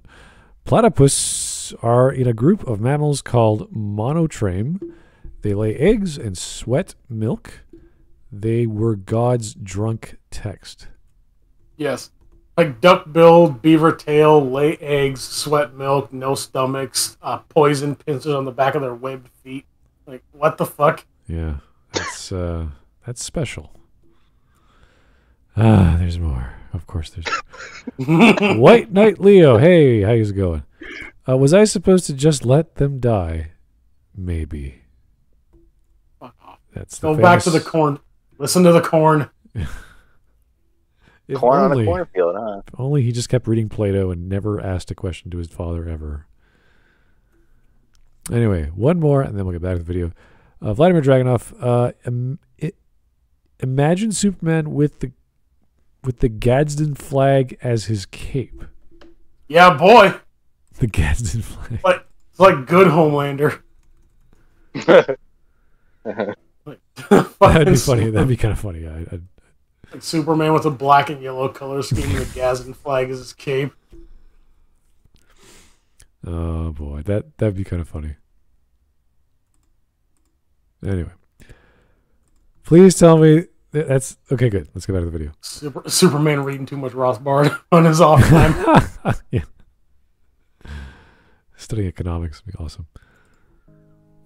After arriving on Earth, hope and sacrifice are the key components when telling Clark Kent's backstory. Really? This is personified by the relationship between Clark and his adoptive father, Jonathan Kent. When he told Many people who to let love those this children movie die. have issues with Jonathan how Jonathan Cunt. Kent was portrayed in Man of Steel, and while I understand those frustrations, you have to realize this is not the all-knowing, perfect, endless... Fuck off! We don't. Jonathan Kent is not any of those things in any portrayal. He's just a good man doing his best to be a good father to his son. Even if they wanted to do a different, like, the issue is not as perfect. The issue is like letting kids die. Why? Like, yes, son, I'm going to need you to sit in the back seat and watch as all of your friends drown around you. You'd imagine That way they don't find out you're an alien. Yeah, you imagine the father or the family who could never have kids finds this adopted or adopts a kid, and he's telling them about other kids' lives, saying, maybe you should let them die. It's a strange take. It's weird as a father to say that, isn't that? In general, yes, but especially Jonathan Kent, yes. I know that. Another koala fact. Oh my god. Oh, Let's go. Lord Nightmare? Is it the chlamydia? Chlamydia? No, please. No. Koala Budget. fingerprints are so close to humans that they could taint crime scenes. Yep. Oh dear. I don't know if that's true or not. I don't think I'd be confused by a koala fingerprint. Oh, you got another one. Oh my god. All right, Vladimir Dragunov. Hey, No. I mean, we already had Commie Superman. Okay, yeah, and National Sun, Socialist yeah. Superman. Sure. Now we need Libertarian Superman. Hey, you're on to. I think that's a good idea. Actually, yes. I would love that. I think if they want to turn Superman around or comic books around, do something completely unexpected. Go full libertarian. Brilliant. Actual libertarian, not we have to- Bosch no. libertarian. Yeah, We have to do wait, progressive DCAU already did an actual libertarian Superman, a legitimate one. Wait, Eric, Not what's woke. Superman? Well, it would just be a guy in a hut in the middle of the forest, just minding his own business. I think he would, like, libertarian Superman would probably be trying to spread libertarian ideals. Maybe. Get, Yeah. I was like, maybe at some point, like, throw the IRS into space. yeah, I would. Oh wow, I was thinking That'd be funny. like a Ron Swanson sort of deal. Like he's just this guy who wants to be left alone and be in nature. If something happens, he flies off, blows something up. No one knows because he's so fast, and just goes back to Throws his computer into the sun. yes, throws Brainiac into the sun. He's like, get the fuck out of here! He's going back to wrestling For the bears. last time, Brainiac, I will not do my taxes. Texas. Fucking Brainiac is a rogue Kryptonian taxation calculator. No, Brainiac's just a tax head. So I hear we don't do taxes. How do you spend your day not doing taxes, fellow Kryptonian? Oh boy. Brainiac's just a glowy. He doesn't even have like a Kryptonian face. It's just a robot with someone else's face trying to pose. Actually glows in the dark. Here's Jake the Surgeon for some more wonderful facts. Orca will casually yeet seals 80 feet in the air and not even eat it. They do it for fun. Yeah, this is what fucking environmentalists are fucking retarded when they think that humans are the only ones that kill maliciously. Like, no, have you heard of Animals orcas? are sadistic creatures. Like, dolphins will rape humans if they get the chance. Like the one Yeah, that They'll also fuck fish to death and like just punt. They will ram their like concrete hard bottle noses into sharks just to do it because they're more maneuverable than sharks are. Okay. Yeah, and the orcas also eat moose, right? What? Well, that apparently. That's what Hawk said. Here is What? Jew on Head. Hey, how's it going? Imagine a version of the Bible where Jesus is being chastised by God about redeeming humanity. All right. Jesus, what was I supposed to do? Let them be damned? God, yes. I'm not going to say the rest because that's probably not something anyone should be saying online. So it would have been Old Testament. Better not. Oh, boy. Well, send it to me and I'll say it. You probably could get away with it, but that's probably not worth our time. Anyway, let's keep going. Oh, is Don't it have the enough N-word? time. Okay. Humble Jonathan Kent that we grew up with. This version is more relatable than any other version of the character. No. No, I have never related to someone who would rather Whoa. let children drown. Or save a I dog can't believe he said that. and stand to die because That is not Jonathan Kent, you moron. Wait, it's more relatable to question if kids should die. Like, yes, that is the thing. That it's more relatable to entertain the thought of children drowning to keep a family secret. it's bizarre. Oh. Don't let your superhuman son save a dog when there's a tornado bearing down on you. Also, guy who lives in Kansas tells people to get under an overpass when there's a tornado coming. All right. Yeah, why teach your son to do the right thing? Yeah, well, there's so many things they could have done with depictions of Jonathan Kent. It's criminal almost, the way they wasted that potential. So, Remember, kids, always keep a secret. yeah. You're too important to tell the world about. That's okay. Look, your son's screwed. Your son's You're too screwed. important to okay? tell the There's world nothing about. you can't do. Cut to 10 years later and he's Superman. Yeah, well. Okay. Vladimir Dragunov, outside of captivity, which is understandable, no orca has harmed a human. What about SeaWorld? Yet. That's because In captivity. What about the trainer? Mike. SeaWorld is captivity. Okay, I'll give you that. What's your point? well, it's kind of like saying when people aren't in the wilderness, you won't get harmed in the wilderness. It's like, yes, it's true. Yes, when I don't fuck around with moose, I don't get killed by moose. Yes. Thank you. I'm sorry, like, listen, it's sad-ish that trainer died, but you got into a tank with a killer whale, and you expect it to live. Hint, hint, killer whale. Well, wait. What about Dunn's father? Didn't he almost die from a moose attack in a golf course? Like, listen, okay, that Dunn comes in with a super chat. Yes. That golf course was probably on land where moose used to live. Like, so that's again us encroaching on their habitat. Maybe it was But at the same time, we took that shit over and like grow thumbs, make guns. Fucking scrub, get good, bitch. Oh. No, maybe it was just a new type of golf course. You know, you gotta Fucking danger golf course. Canadian- It's just loose wild animals. You It's the gotta bowling fucking- golf course. You You get gotta a free try and pizza if get- you make a hole in one. You gotta get one in the moose. It's chasing No. you. That's called mini I putt. just I fucking love the idea of danger golf course. There's just randomly wild animals at every hole. You gotta fucking set up your shot, right? And there's a fucking tiger coming at you. Like, You gotta get into the tiger. The fucking, Lion King course. The Lion King theme park for like, golf. you're lining up a putt, someone throws a fucking hive of hornets at your head. Okay. Imagine a golf course in the Fallout universe. Which one? Fucking rad roaches and fucking super mutants at every hole.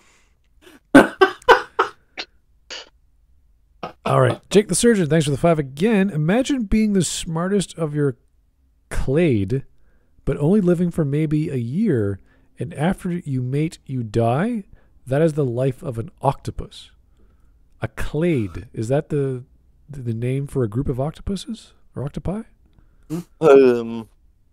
I just know that there's a certain like subspecies of octopus males that like their breeding strategy is to rip their dicks off and hope that it hits the female they're aiming at. Wait, what?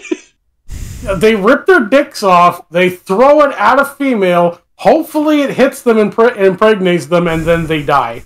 Oh, Jesus. Well, at that point, It's yeah, the you dick would die. boomerang. Oh, Fucking octopus boomerang dick. Go! Fucking Find me a mate! Did I just hear that right? Takes his dicks off, throws it, it hits the female, impregnates her, comes back to him, and he just puts it back in place. Comes back, huh? okay. Anyway, here's the Giga Chad. Now the Giga Chad is talking about the animal kingdom. Did you know that pigeons die after they mate? No, I did not. Well, at least the one I snuck up behind and mated with did. Maybe it was an outlier, perhaps. Sick. Orgasm. Fucking, like, the fucking pigeon lives, gives birth to an egg, it fucking cracks into half pigeon, half human hybrid. Like, kill me! Kill Die happy, I me! guess. Anyway, That's 2 more, and then we get back to the video. Vladimir Dragunov, the scariest version of Superman would be Florida Man Superman. Oh god! Scary. Oh god! Emaciated, cracked out Superman just with missing teeth, like snorting meth. Oh god. he picks someone up, flies them into space. He comes crashing down. Is that Fucking a- Superman just like itching the sores on his body, like Is that a meme, a recent meme? I don't actually familiar with the Florida Man meme. I don't know. no, like Smud, like if you can look up just Google Florida Man and then enter, and you will find a fucking cavalcade of ridiculous shit that happens in Florida every day. All right, Entertaining. fair Isn't enough. Florida a red state? Yes. Yes. All right. Here's... Florida Man is pretty much the hero with the 1,000 faces. Oh yeah. Yes. This Florida Man is the monomyth. Yes. Tedros. He's on his journey the 17th time. Okay. Here's Lord Nightmare. Hey, how's it going? Female ferrets and heat will die if they don't mate. I just did it, right? I just Googled Florida Man. First thing that comes up, Florida Man blames Vladimir Putin for speeding. What?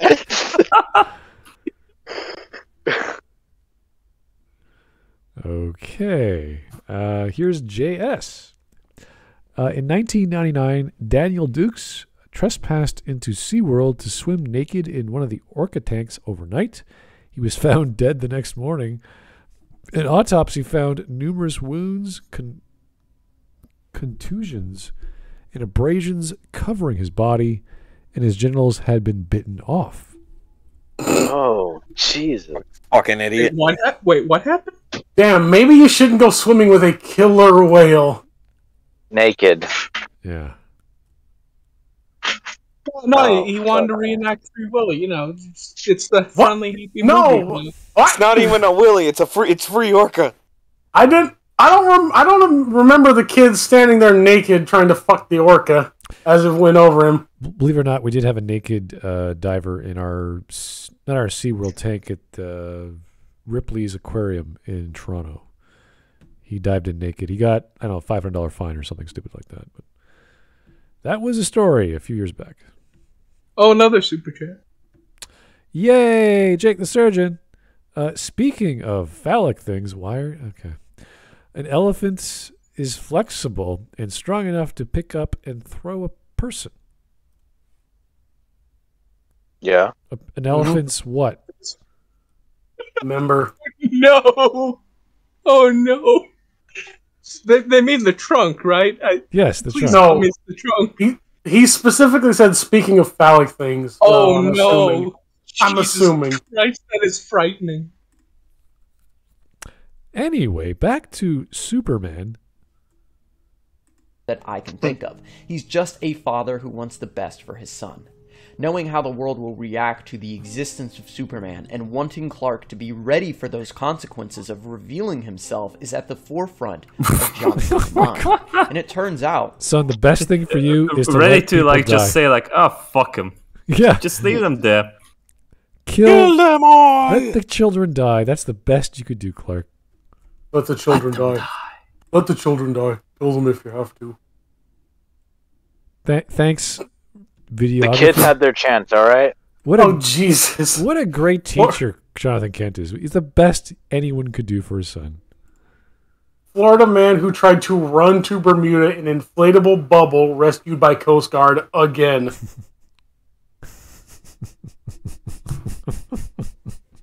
Okay.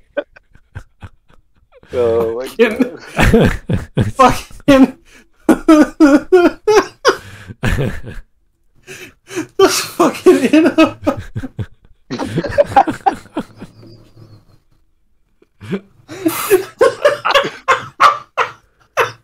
Is this the place where you want to retire, Smud? Yes, actually it is. You can do this. Come to Florida, embrace the insanity. The Canadian Florida man tries to run to Bermuda. I'm going to sit on the beach and watch all the people in inflatable bubbles run around the water. Run like hamster. Oh, boy. Maggie Mayfish trying to capture him. Huh. Maggie. Why Maggie of all people? Florida. And she's an ex-wheel floating on the Fish water. Florida woman. I think there's a different coastline, but yeah, maybe she popped down. Ah.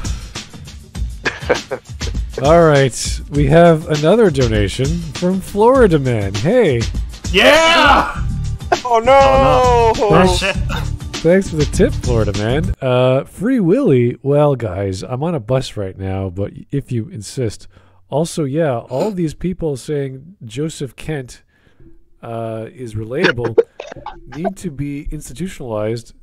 Christ Ra's al Ghul wasn't this psychopathic raising Talia, and he's an eco-terrorist. Yeah. Yeah. Yeah, Ra's al Ghul has better ethics than Jonathan Kent.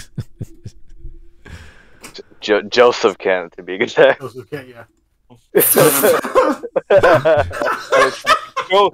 Joe Schmokin. Florida man disguises himself in bull costume as he tries to burn down former lover's house with pasta sauce. What? What did you say? How? Florida man disguises himself in bull costume as he tries to burn down his former lover's house with pasta sauce. Oh my God!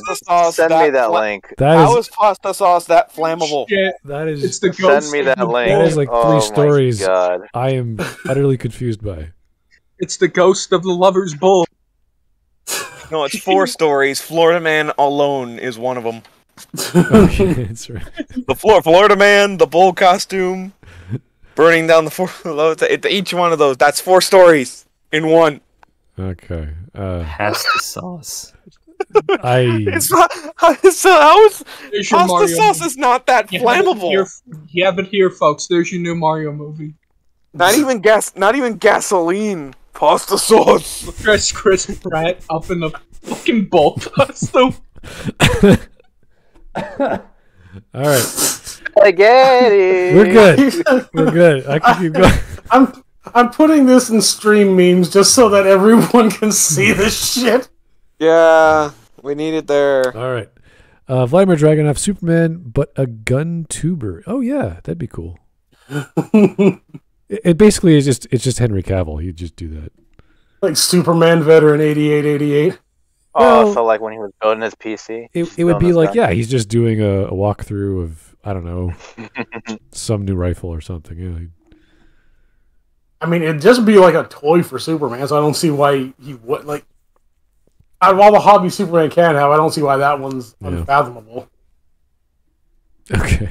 Anyway, we're halfway done. Let's keep going. He was right. While the majority of people put their hopes and their faith in Superman, there are those who feared him and who would go to great lengths to eliminate the Man of Steel. Wait, why is BBS here now? I'm not defending Batman versus Superman, and I don't think I ever will. The point here is that Jonathan Kent was just a loving father who wanted his son Defend to one live movie, in you normal. defend them all. He didn't know the answer to the question, what do I do if a school bus of kids are drowning? So he allowed Clark to make the decision when he was ready, and Clark chose to save everyone. You were sent here for a reason. All these changes that you're going through, one day you're going to think of them as a blessing, and when that day comes, you're going to have to make a choice. A choice of whether to stand proud in front of the human race or not. Can I just keep pretending I'm your son? You are my son. So the sacrifice Jonathan Kent makes to show Clark that the human Is My retarded. son, I'm It's going stupid, beyond My belief. son, Like, I have here- to go now. My planet needs me. Fucking, My dog needs. fucking, hey, superhuman son, take this child to safety while I stay here. The tornado is 5 feet away from me, by the way. While I stay here and rescue a dog. What? Jonathan Kent already had the fucking kid in his arms. He could have taken off, right? He could have just fucking ran for the underpass, which is gonna kill them all anyway, but we'll ignore that fact. He could have lived. He could have tried. He just stood there like, oh yeah, I'm just gonna die. There's a reason why in like the Christopher Reeve movie and in Smallville, Jonathan Kent dies of a heart attack. Because that's not something that Superman could have prevented. Oh yeah.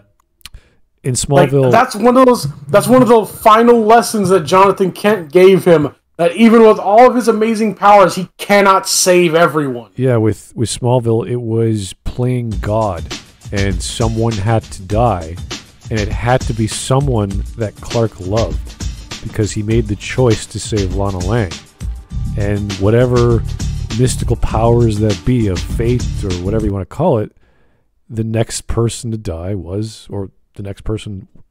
Jonathan Kent, which makes sense. as weird as that cosmic, crystal power to reverse time was, it's like, wow, like Clark did not know the consequences of his action. He had to live with that, and that's a huge moment in Smallville for a show like that, because Smallville is pretty goofy. And then you have this big drama thing about your actions kill your dad. And you had no knowledge of that. You had no idea. That's pretty heavy stuff for a show like Smallville. All right. Giga Chad, Superman, but he's actually Florida Man. I just read Jake's description.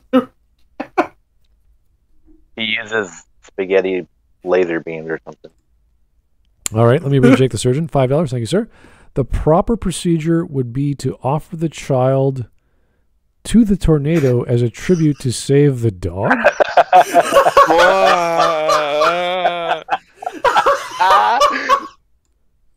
No, Are you in some African tribe, sir? What is happening? no. What did you just say that? Is this Africa? A tornado comes by. He offers up a child. Give me my father back. The child just vanishes, and the father's back. It's like, son, you did the This right is not an choice. Uganda movie. Is this Wakanda? Is this who killed Captain Alex? Oh, God.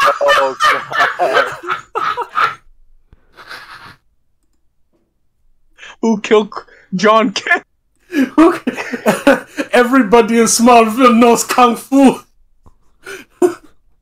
Action! The tornado bitch slaps the kid. It smushes a building on its way out. I want the terrible CG tornado. Got him! Smushes a tornado. Wait, what?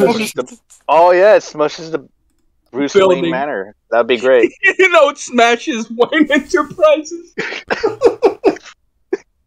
That's why Bruce Wayne became Batman. In this new continuity. Batman fights the tornado. Yeah, let's do it. Tornado Man. Anyway, back to the video where we have this so touching scene of Jonathan Kent sacrificing himself for no reason. And it makes you cry. Tears of laughter, that is. Yeah, it's very anticlimactic, let's just say. I couldn't even bring myself to laugh. I'm just like, what in the what? What? All right. Human race is not beyond redemption is a very important scene, and it serves to remind us of the themes of sacrifice and hope. What redemption? The idea that this version of Superman is not built with that same foundation of hope that he is in the comic books is just objectively wrong. Oh, don't go using objective with that. How many Superman comic books have you read? He's not gonna make a comparison based. How many Superman comic books have you seen? Not read, just seen them. Like, in real life. Like, close enough for you to touch them. Because I doubt that you've seen any. Well, he read Batman comics. That's enough, right? Fucking X to doubt. X to lie. That scene is not as dramatic as you might think. Your brain just goes, whoa, wait, what? This really happened? This is how Jonathan Kent wants to die? Like, I'm sorry. Did Superman fail to stop his father dying from a random tornado? Is that what just happened in front of my face? Yeah. But I'm wondering where does the redemption arc come through? You just said something about redemption. When he's destroying Metropolis, that's redemption. When he breaks Zod's neck, that's what redemption. Redemption. Okay. The snap, crackle, pop of redemption. Yeah, kill people. Oh, okay. Yeah, I will do that. I love that cereal. Fuck you. He stops Batman. That's his redemption. He snaps Batman's neck. Oh my God. That's the redemption. Gotham had its chance. Gotham had his chance. Immolates the entire city. Here's Vladimir Dragunov one more time. Superman, but with Omni-Man's mustache. Ooh. You see, that could have been a part of the film because there was a little CGI that... A little. Yeah, Justice League. a little CGI. A little. That was not a little. I would have loved it. Think you can stop me with just a tiny metal suit and some gadgets? Think, Bruce! Thank you, retard. Why are you making me do this? Okay. Thank you, doofus. Thanks, Zach. All right. Zach literally cannot think at this point. Okay. 7 minutes. Here's the thing. He's not infallible. He can make mistakes, and that's perfectly fine. That's he isn't an omniscient being who always knows what the right thing to do is. And neither is regular Superman. It's just that he knows what the right thing to do is most of the time. Or what at least what exactly, he thinks. The right thing to do is not to destroy a man's livelihood because he got drunk and started bullying you, a literal god. That is exactly the wrong thing to do. Yeah, it's almost... Especially if you're trying to disguise the fact that you are a god in the first place. Yeah, it's almost as if his mind went into some other dimension and he started acting like a 2-year-old brat. Well, he does. Even when he tries to save his mother, he doesn't care about all the buildings he smashes. No. Even when he tries to save his mother, takes one Kryptonian away, starts beating his face in, flying away from his mother at the speed of sound. Meanwhile, there's 4 Kryptonians back with his mother, and she's defenseless. You think you can threaten my mother? Like, yes, he My mother! quite clearly can. Also, your mom's back there with no means of protecting himself from the other Kryptonians that you left her with, so you could punch this one guy in the face and destroy a town. Blow up a gas station, yeah. Thanks, Superman. And what was it? Blaster or Krispy Kreme as well? Yeah, a Krispy Kreme, a 7-Eleven, a U-Haul station, a Lowe's, an IHOP. And a bank. What other product placements do we have? The product placement portion of the movie. Do we go to Papa Murphy? No, Papa Murphy's going to be important. All right, here is Shatman. Hey, Shatman. Fun fact about Superman, he can actually hear Batman's heartbeat and knows it when he hears it. Bruce thinks he can't, but it's just Clark humoring him. I didn't know that. Don't imagine Superman with a mustache. He'll look like Hassan. He'll look like what? Hassan. Hassan. Oh. That guy. Oh, Hassan. Yeah, fuck that guy. I thought that Batman was so good at sneaking around Superman that...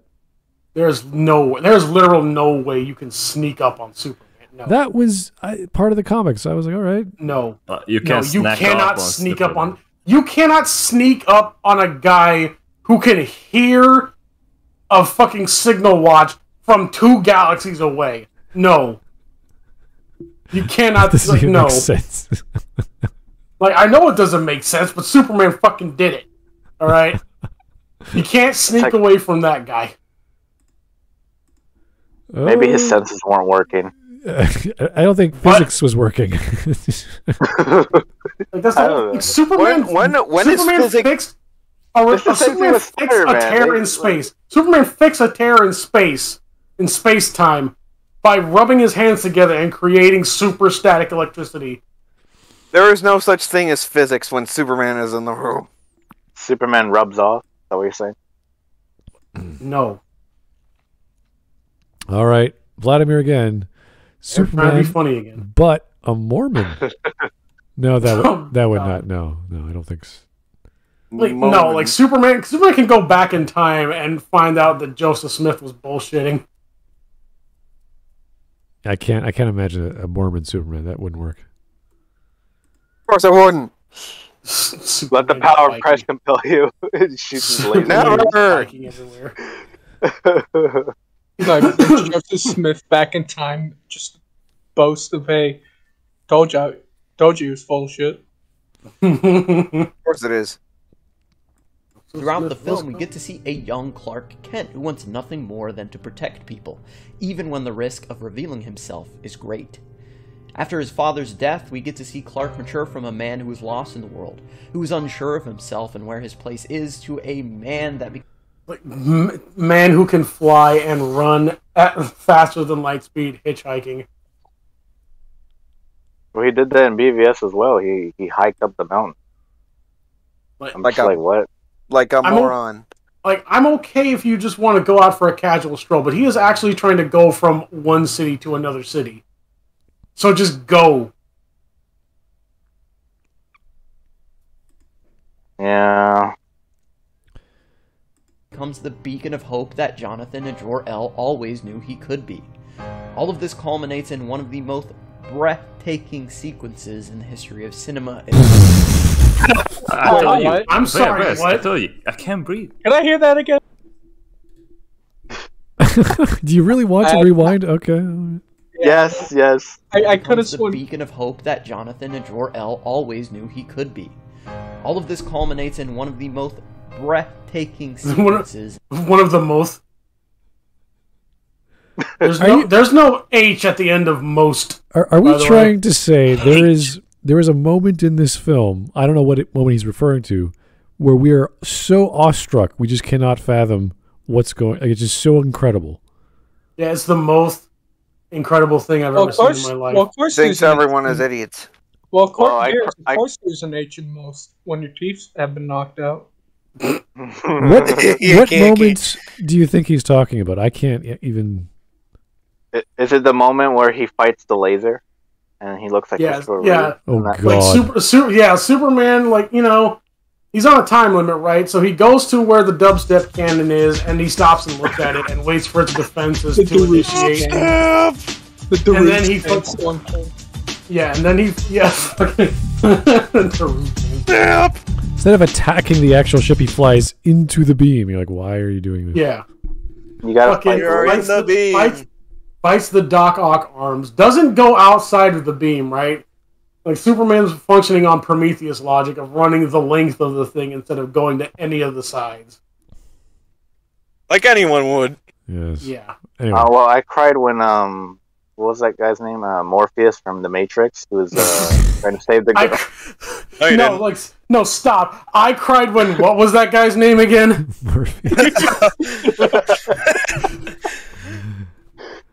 Lawrence Fishburne, you mean? I cried when what? His brain just turned off. The most memorable scene ever. What was that again? I cried when Superman was cleaning the toilet after Papa Kent died. He had something bad that night. Fucking Jonathan Kent went out like Elvis. Shoots a TV, shits himself to death. He died of a heart attack, alright? You don't want to go in there. I cried when there was a Bruce Wayne satellite Easter egg. I knew this universe would connect.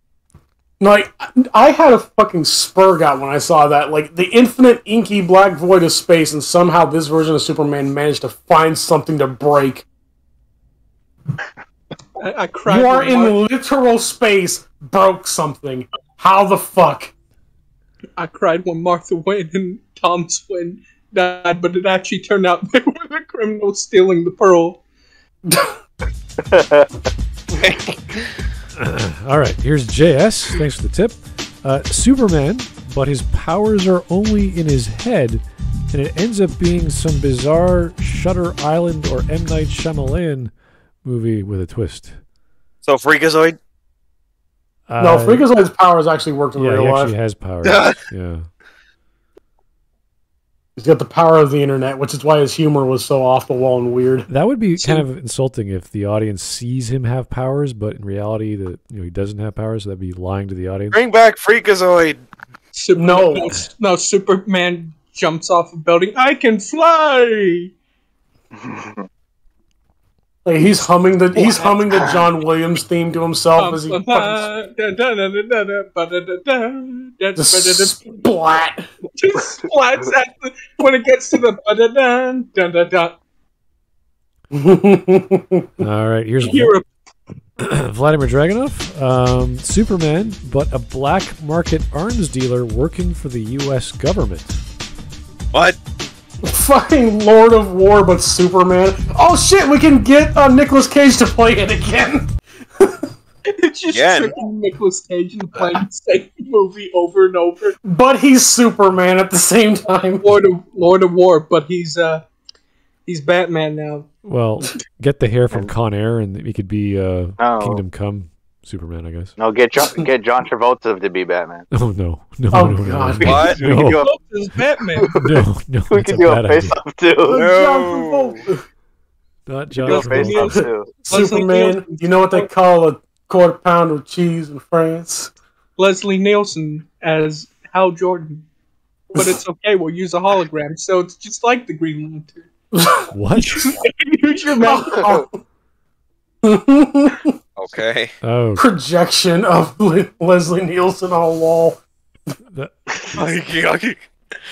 Anyway, Sergeant Major Misogyny. Hey, how you doing? Hell yeah. Superman, physics, that stuff is for queers. The core of Zach's problem is that he was a Redditor before Redditors were a thing. He thinks being a nihilistic jerk-off is the shit.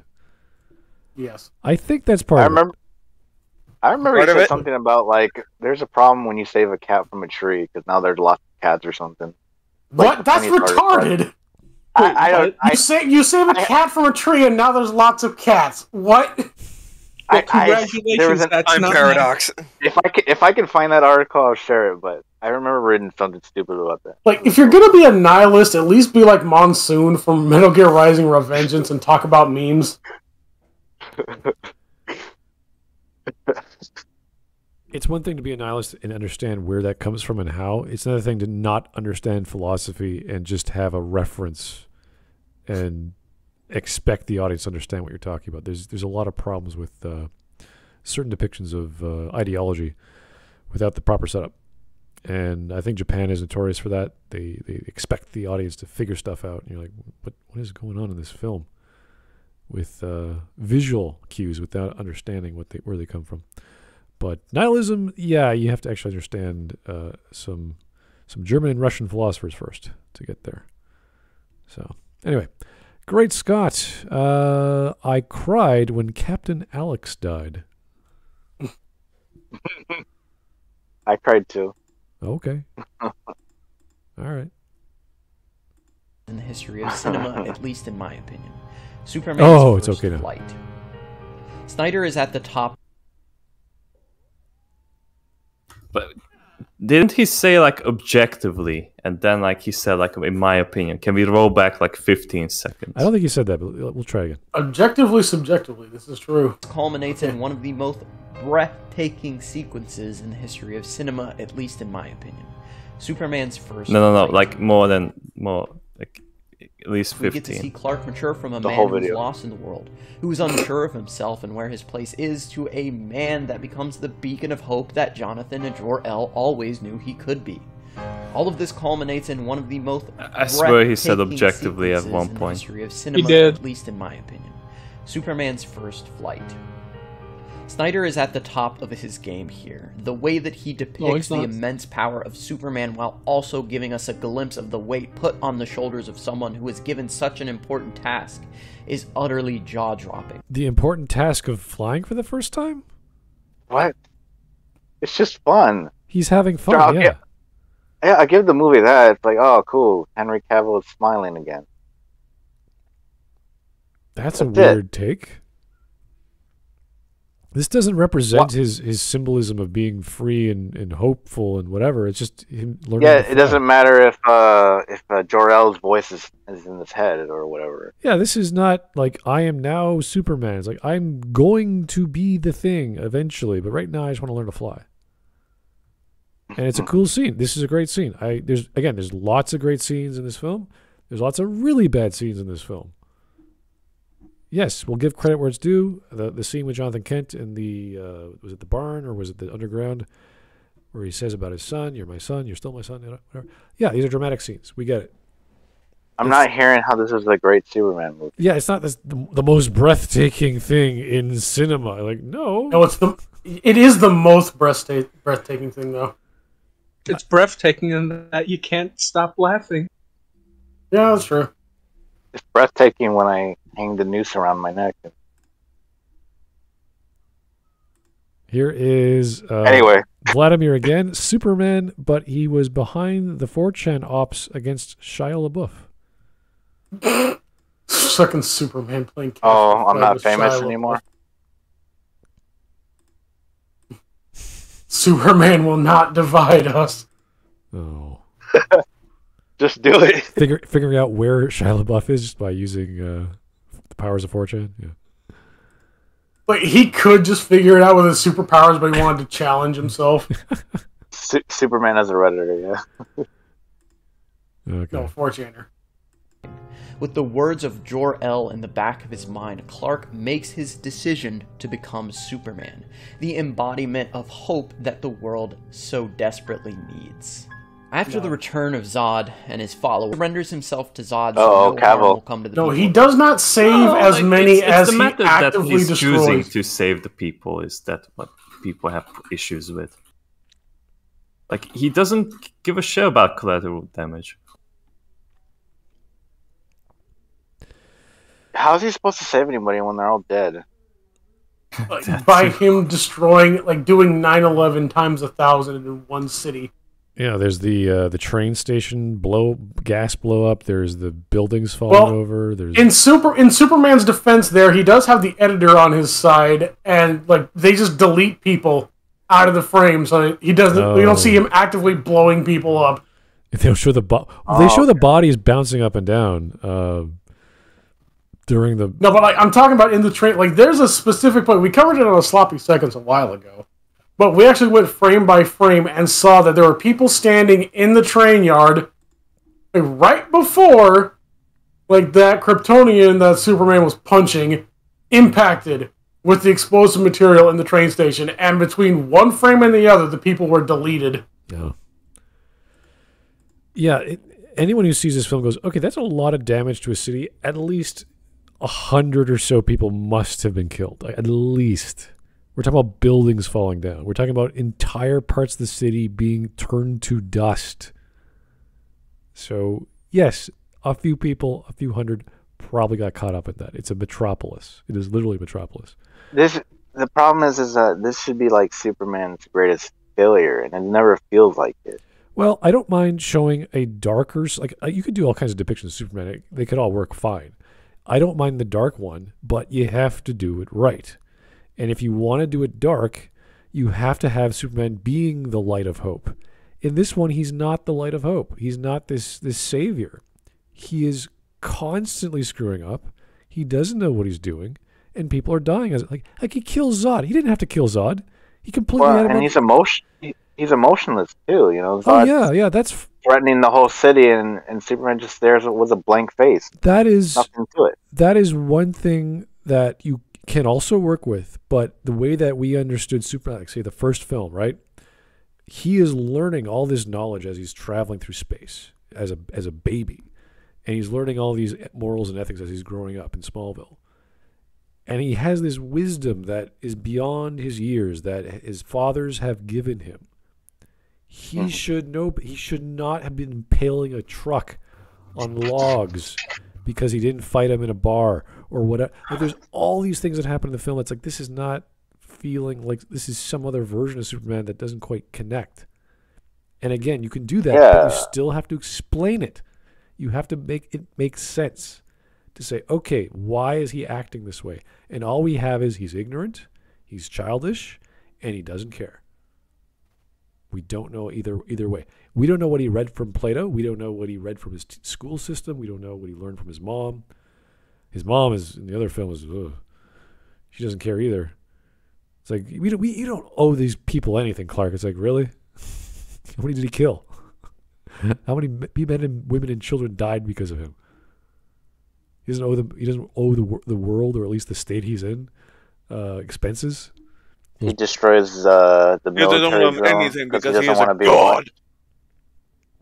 You know, it's nice that he gave himself over to the military for a sign of good faith, but you know, it's all an act to him because he's so ridiculously powerful. He wants people to feel better. Sure. Can you save their lives in the process? Isn't that what you're good at? All right.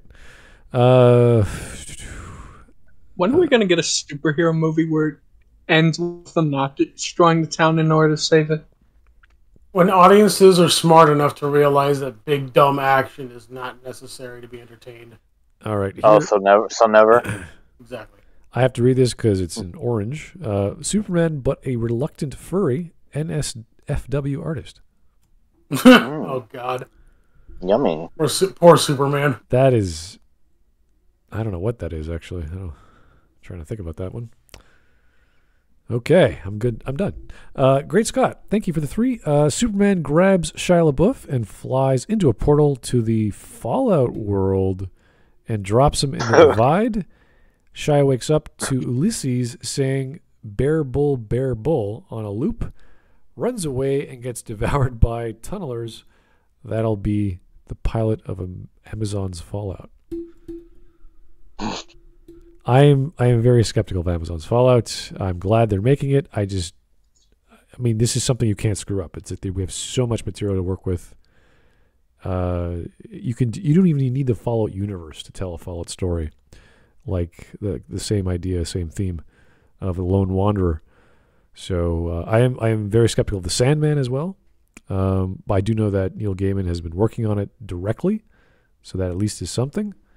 So I'm just skeptical of everything at this point, and I know that's very cynical of me, but no, like you have been given every reason to not believe something.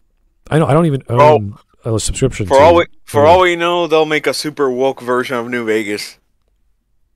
I don't see how that's possible. Okay, that wouldn't even fly. Anyway, we have a few more. Great Scott. Oh, sorry. Or the one. Vladimir Dragunov. A box of human heads stolen from Denver. A headline I just saw. Okay. That's, Are we still Googling Florida Man? Is that what's going on? Anyway. 8 minutes, 20 seconds. Let's keep going.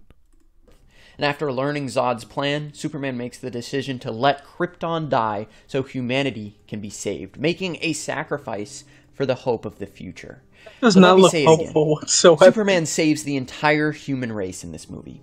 He flies across so the planet heroic. to stop the world engine, So heroic, and then flies back to face Zod, whose entire goal is to end all life on Earth so Krypton could be reborn.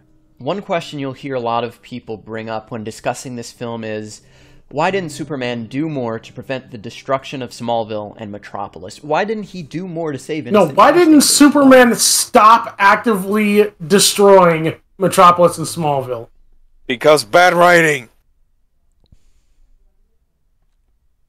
You know, it is a fair question. Why didn't he do more? Why can't this movie make Superman be the trying hero that tries to get these villains out of the way, stop collateral damage, save any person that can be saved at their moment? You know, he does all these. He's a powerful being, and they don't display that, except for like Dragon Ball fights. Hey, at least in Dragon Ball fights, they fucking take it out to the desert. Goku is a better superhero than Superman. Fucking retard Goku is a better superhero than Man of Steel. Retard Goku just goes, hey, wait, let's not fight here. We could hurt someone. Let's go fight somewhere where it's empty outside. Someone as absent-minded as Goku can come up with that idea. Superman has no excuse. But Here's it's the the first thing. time. Superman was doing everything in his power to stop these alien invaders, and anytime a chance came about to save just one or two people. Okay, so either he's incompetent or he's not Superman. He's some other weakling who doesn't understand his own abilities. He's Superboy Prime. You think he would try to talk to these enemies too? Again, fucking Goku never fights in a populated area. And when he does, he literally has no choice in the matter. He could have launched Zod into space the first moment they fought. No, but he would have been. But he would have. He would have gotten closer to the sun. Mm-hmm. How did Zod master the abilities of Superman? This isn't the Superman that's in his prime that we see in the comic books. The movie tells us this multiple times, and people still... Superman. We've seen Superman as a young superhero in the comic books. He never did anything as retarded as Man of Steel Superman. That's literally the whole point of Superboy. The original, the Clark Kent Superboy. Not Prime. God, again, how many comic books have you read? I'm assuming it's somewhere in the range of none. Of none and negative. Maybe he played the video game. He played the Superman 64 video game, so he's pretty much an expert on Superman. He played the unfinished one where it's like, hey, here are more levels that are still shitty. There's no time to waste. No time to waste. You gotta fly through Lex Luthor's rings. You don't have a health bar, but the city has a health bar. Pick up the car, fly through these rings, throw this car. Yeah, okay, now... Go fight Brainiac. Go punch this female Kryptonian. Go fight this person now. Fly through more rings. Here is Porcelain. Save a guy from a running away car. Pick up Flies the are novel. moving. Hell, Vegeta did more to save people in the Broly movie, taking a key blast head on to protect people in a building. Also, if Superman at least tried to get Zod into a less populated area or even asked him once, I think I'd be more forgiving. Yeah, at least if he were to try, at least say, Zod, let's get out of here. You're innocence or whatever. And Zod would reply. Not even that. Reply Again, like, inky black void of space. Like, what happened? They went right back to the city they were destroying. Yeah. Like, not one of the many deserts, not the ocean, not staying in goddamn space. yeah, apparently the rotation of the planet is enough force for these flying gods to have exactly the same orbit from where they came. It's just, wow, it's amazing. It's just space. Again, if alien monkey warrior people, literally bred to fight, have more common sense to save innocent people than fucking Superman, you fucked up. Son of Hell, unsure of yourself. The fact that you possess a sense of morality and we do not gives us an evolutionary advantage. So that is another line I did not like. Nice acting. The Kryptonians were not immoral people. They were actually very, very moral. So moral they were far up their ass. So for the military, whatever people, they'd be like, no, this would be the opposite of what the Kryptonian military would be. That is some sort of weird xenophobia. Like, I could see it as a form of superiority complex, that the Kryptonians are so far up their ass that we are better than everyone else. Like, fine, okay, great. But Smudge, she's a devoid, woman. not having morals, is like, no, it's not them. That's not Krypton. What are you talking about? But it's a woman, Smudge. It's just bizarre. And like Quentin said, all women are communists. Yeah, God. Oh, fuck me, man. All right. All women are. Clark was fighting off the Sword of Rao followers, soldiers who were literally bred to be warriors, given DNA to make them faster and stronger than any other Kryptonian, trained for years to become living weapons, and you're complaining because Superman wasn't able to casually force Zod to fight him. No, I'm complaining because Superman punched them into things. On purpose. It's pretty obvious. He could have done dozens of different things. He could have grabbed them and flown away to anywhere. And we do see that. They go to space. So what was stopping him before? But even then, like, Superman has how many years on Earth, and these other Kryptonians, they've only been here for, like, what, a day? Yeah. How do they master all of Superman's abilities? Yeah, they have suits. No, he concentrated for a second, and then he just did it. Oh, okay. Yeah, Superman had to take years to do that, but okay. Zod, His entire fucking life. 5 seconds. All right, cool. Yeah, it was like poison to him or whatever, and he was like, I adapt. Rah, rah. Now I could fly. It's like, really? You could fly? Okay. Oh, it hurts. Not really. I Punch inhaled Eminem in the head. I inhaled the human air, and now I can fly. It's like, what? What are you talking about? Okay. Like, you could fly. That's one advantage. You could have picked up Fiora and just, like, launched her in the air. It's like, okay. No, he instead launches her into a fucking crowded restaurant. What?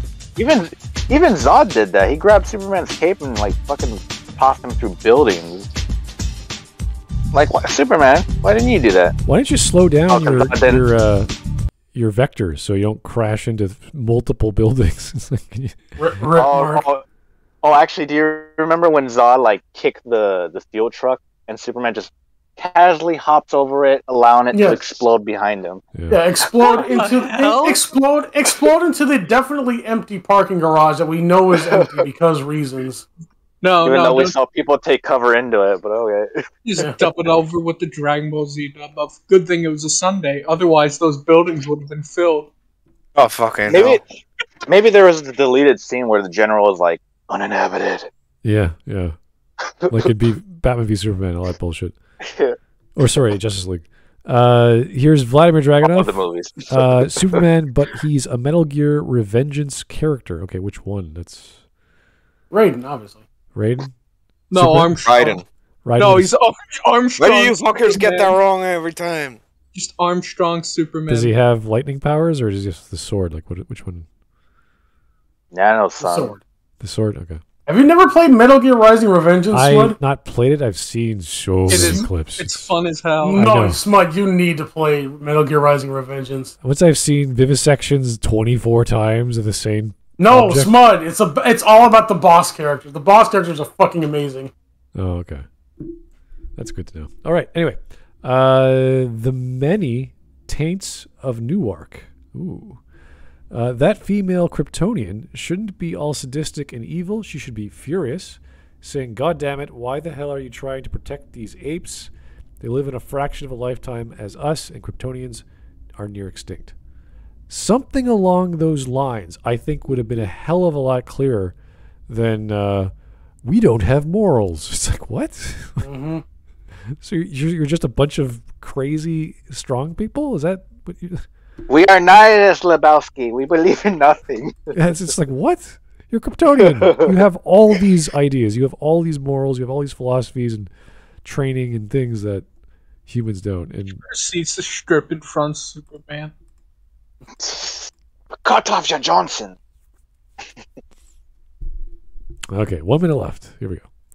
I guess what Oh, most God. people overlook or just forget is that Superman was getting his ass kicked for most of this fight.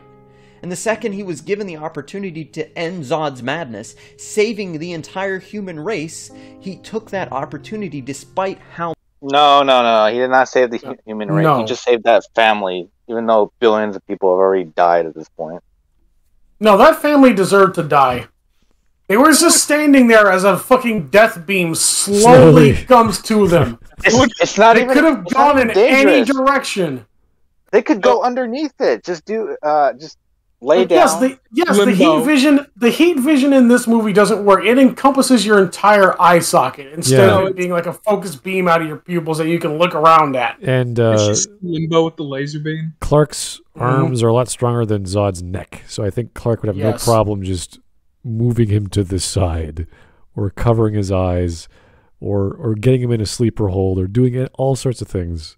I would have found it funny if just his head just kept following the family. They tried getting away from it. He's just following them no matter where they go.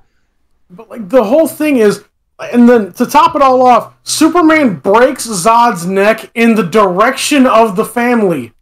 Oops. So his heat beams were going to the right. So Superman breaks Zod's neck to the right. What if he accidentally kills them, or he does just did it on purpose? He needed an excuse. I'm sorry. I don't buy why Superman had to kill Zod. I'm not saying it couldn't have worked or whatever. Couldn't he have just Superman- tilted his head backwards where he's just staring at the ceiling at least? Couldn't he have flown up or down or back or put his hand in front of the fucking laser beam or literally anything? Yeah. And if this Superman is against killing, it's like I don't know. When was that established? Like, this is a thing. Like, I'm okay with the concept of Superman killing when he has no other option, but you don't do that in the first outing of what is supposed to be several movie-long, anthology of films. Like, that's like the last thing. We see Superman in situations where, like, killing is an option, but he doesn't take it because it's morally wrong. He finds a way. And then, like, as the movies go along, it gets harder and harder and harder for him to do that until we get to this point where there's no other options for him. There's no options. He has to kill. He has to break his morals and kill. Like Doomsday or Brainiac, right? Yes. Yeah. But no, we just have him break a neck because he went to talk to a priest instead of his AI father who could have built him a phantom drive. All right. Who was it that made the decision? Was it David S. Doyle? And they made it at the last minute, right? Really? This scene? Wasn't it? Yeah, like, I think they weren't going to kill Zod. And then at the last minute, they decided, let's just kill him. No. He just heat beams through Zod. Well, As he's heat I beaming. can't remember the full context of why that changed. if they did not plan this out, then the rest of the series had no clue what to do with Zod's body and how focused and important it was in the later series. That makes That's why Chris Stuckman stuck him in his version of Batman versus Superman. Tell that to Zod Snap. Anyway. Here is 2 more Vladimir Dragunov super chats, and we're almost done. Superman, but he's also Santa Claus. Okay, that would That Ho ho ho! As he snaps the neck. like you say that, but Santa Claus is actually like a super person in the DC universe and also the Marvel universe. Yeah, he had to be faster than Superman though to be Santa Claus if he was real. So, anyway, Vladimir Dragunov. I would love to see a fat Superman, honestly. Well, he would be like this time traveling guy. So, anyway, Superman, but dressed as the Punisher. Okay. Oh God! What? Superman, but with the Punisher's morals. Holy shit! Jesus Christ, that'd be bad. So That's basically, pretty much Man of Steel. Man of Steel, yeah.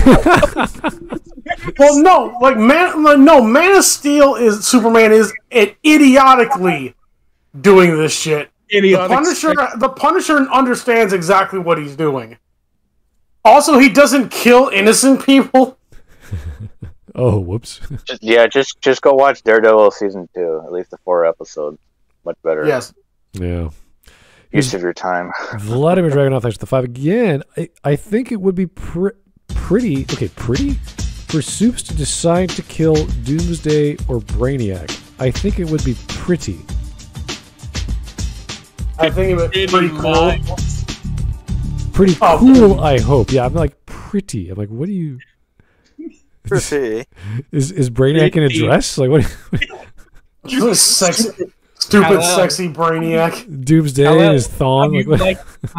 Look. Kal-El, yes.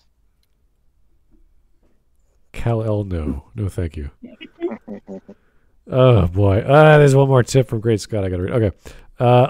I now have to jump on the drag racing Dragunov bandwagon, Superman, but he's Vladimir Putin. Oh, my. Oh, so basically Red Sun Superman. Oh, my God. No. Oh, God. Oh, that does not line up very well. Superman, but if he was Jeffrey Epstein. Oh, no! Oh, no! That'd be frightening. I think we should stop with the analogies here. Superman just takes your child. He breaks into your home. He just locks you in the closet. It's like, what do you do? No. Or Superman, but as Michael Jackson. I don't know. Hey, Michael Jackson didn't rape kids. Okay. Yeah, but he used to be a black guy, so I think that would be... Jeez, what? Superman, but he used to be a black guy. What? He was born on Krypton, but he spent so many years in the sun. He became white? Pale? What?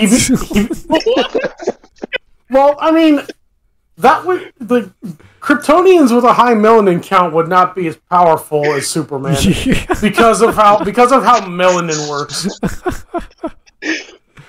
Oh boy, that would so it would actually be advantageous for like Kryptonians or darker skinned to like lose their melanin.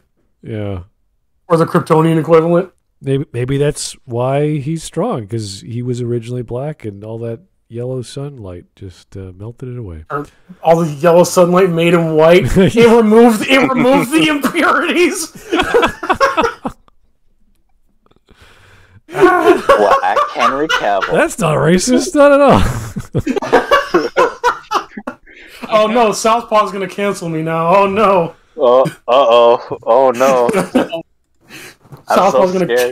Southpaw's gonna get rid of my Twitter account for the 8th time. Oh no. No, Southpaw takes the blackout bitters as your punishment. Southpaw become Joe Biden. All right, 40 seconds left. Then it's meme time. Here we go. Despite how much it hurt him to do it.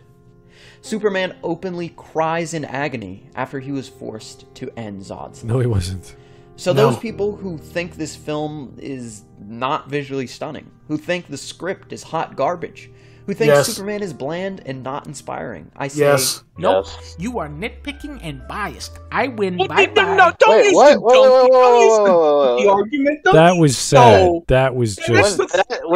No. Fuck Donkey. Fuck this guy. Fuck the whole Man of Steel movie. Like, Superman's a baby if he's crying over Zod getting killed. Fuck.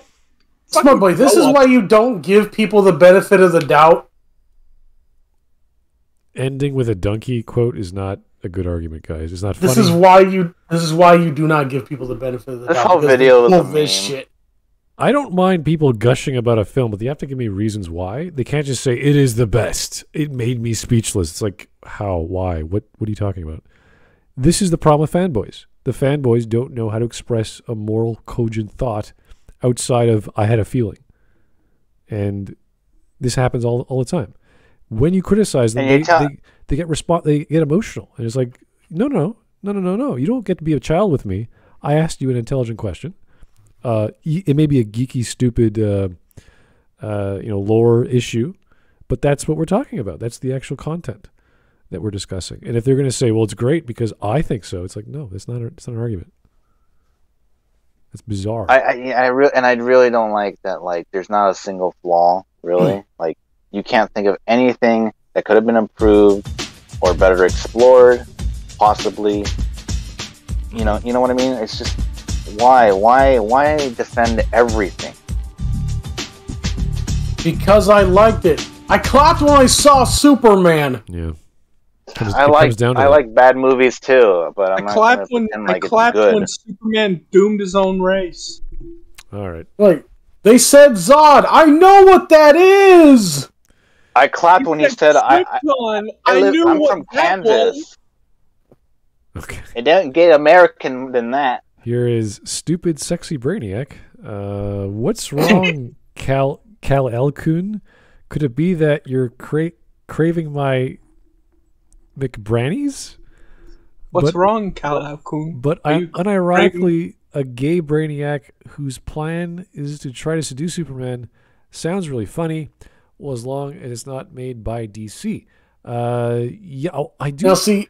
I think this was actually part of Smallville. They had Brian, was it Masters? What was his name? John Masters? The guy who plays Spike from Buffy, play Brainiac? I can't remember. Did he try to seduce? I don't remember that happening. Now, see, I like how he went the femboy route. I went the giant mommy milker Brainiac. No. At least in my brain. Yeah. Lipstick and all. Fucking like robo titties. Here is Vladimir for the 5. Again, Superman, but with the V-Kill Dozer. Hell yeah. Well, that's just libertarian Superman again. Oh. All right, let's get to the memes. I'm sure we got a few. Oh, yes. By a few, we mean many. Legacy, Man of Collateral Damage. Man, you made this look easy. Oh, my God. Wow, he's got more muscle, too. What the... Damn you, Tom Cruise. Yeah, they got a different actress. Yeah, that's... I mean, it's not a bad thing to get a different actress to play the same role, but it's noticeable, obviously. So, inconsistency. What are you talking about? It looks perfect. Yeah, I know. 9/11, what a terrible name for a Superman film. Oh, God. I miss Norm. I'm sure that's an actual quote, but I would see him. I can imagine him saying that. Superman perfection. Yes. I would still want to see it. I know it'd be goofy as hell, but yeah.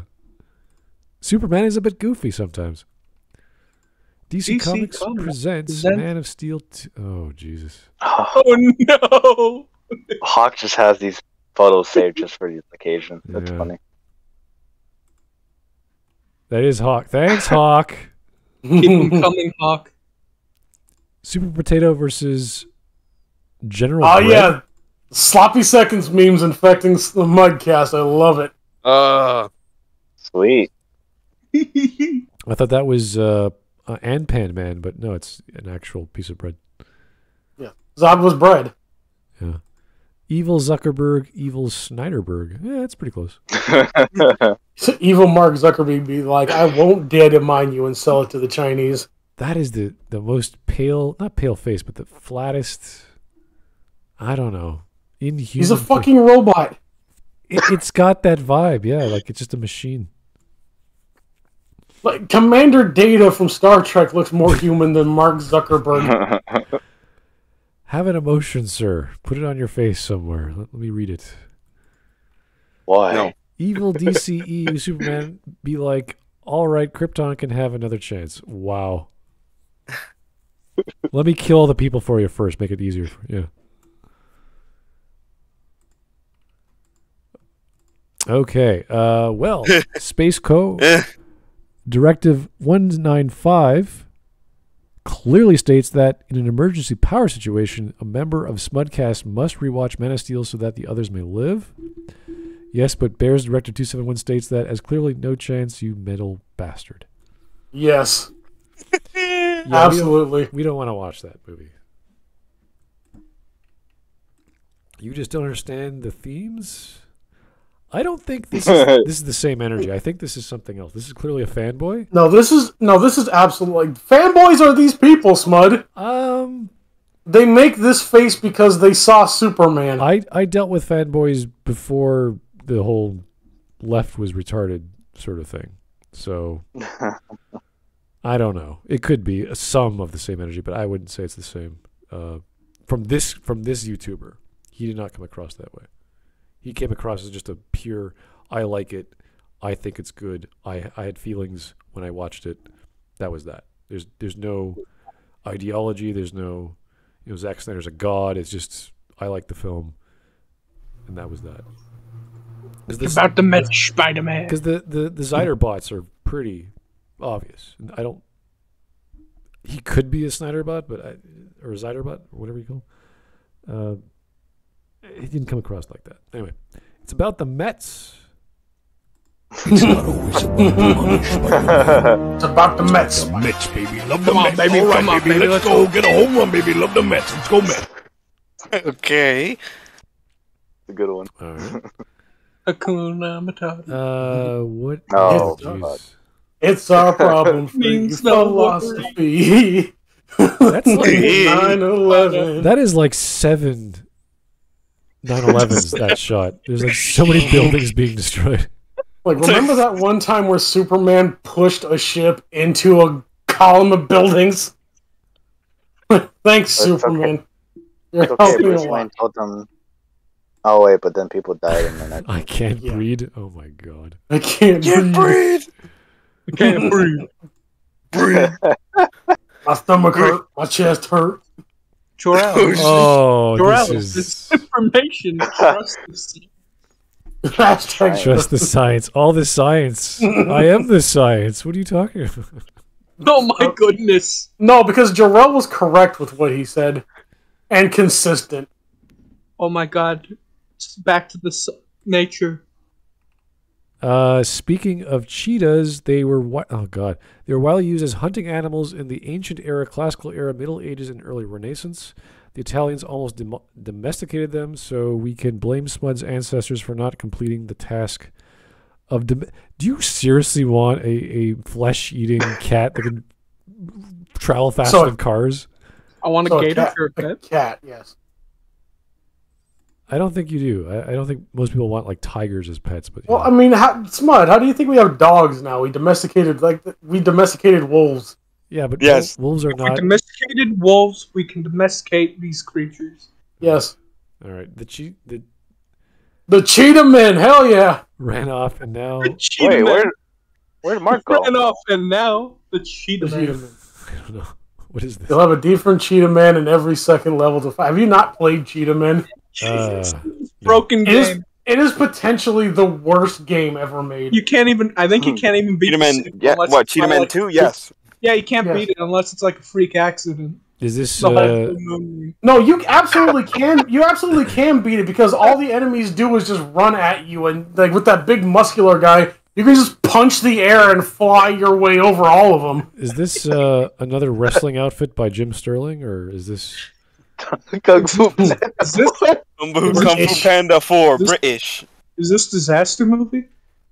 British. Oh dear. Is this movie Bob? No, he's not as fat. Platypuses are mammals. Movie Bob Jr. They converged to evolve a duckbill that can sense electromagnetism in the water to find shrimp. Okay.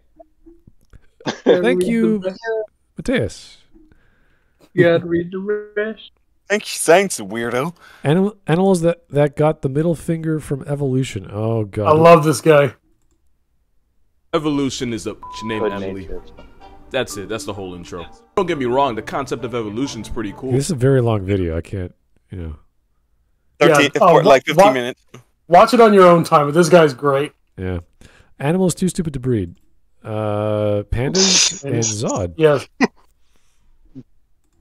Now, see, if we gave pandas the Zod treatment, I'd be all for it.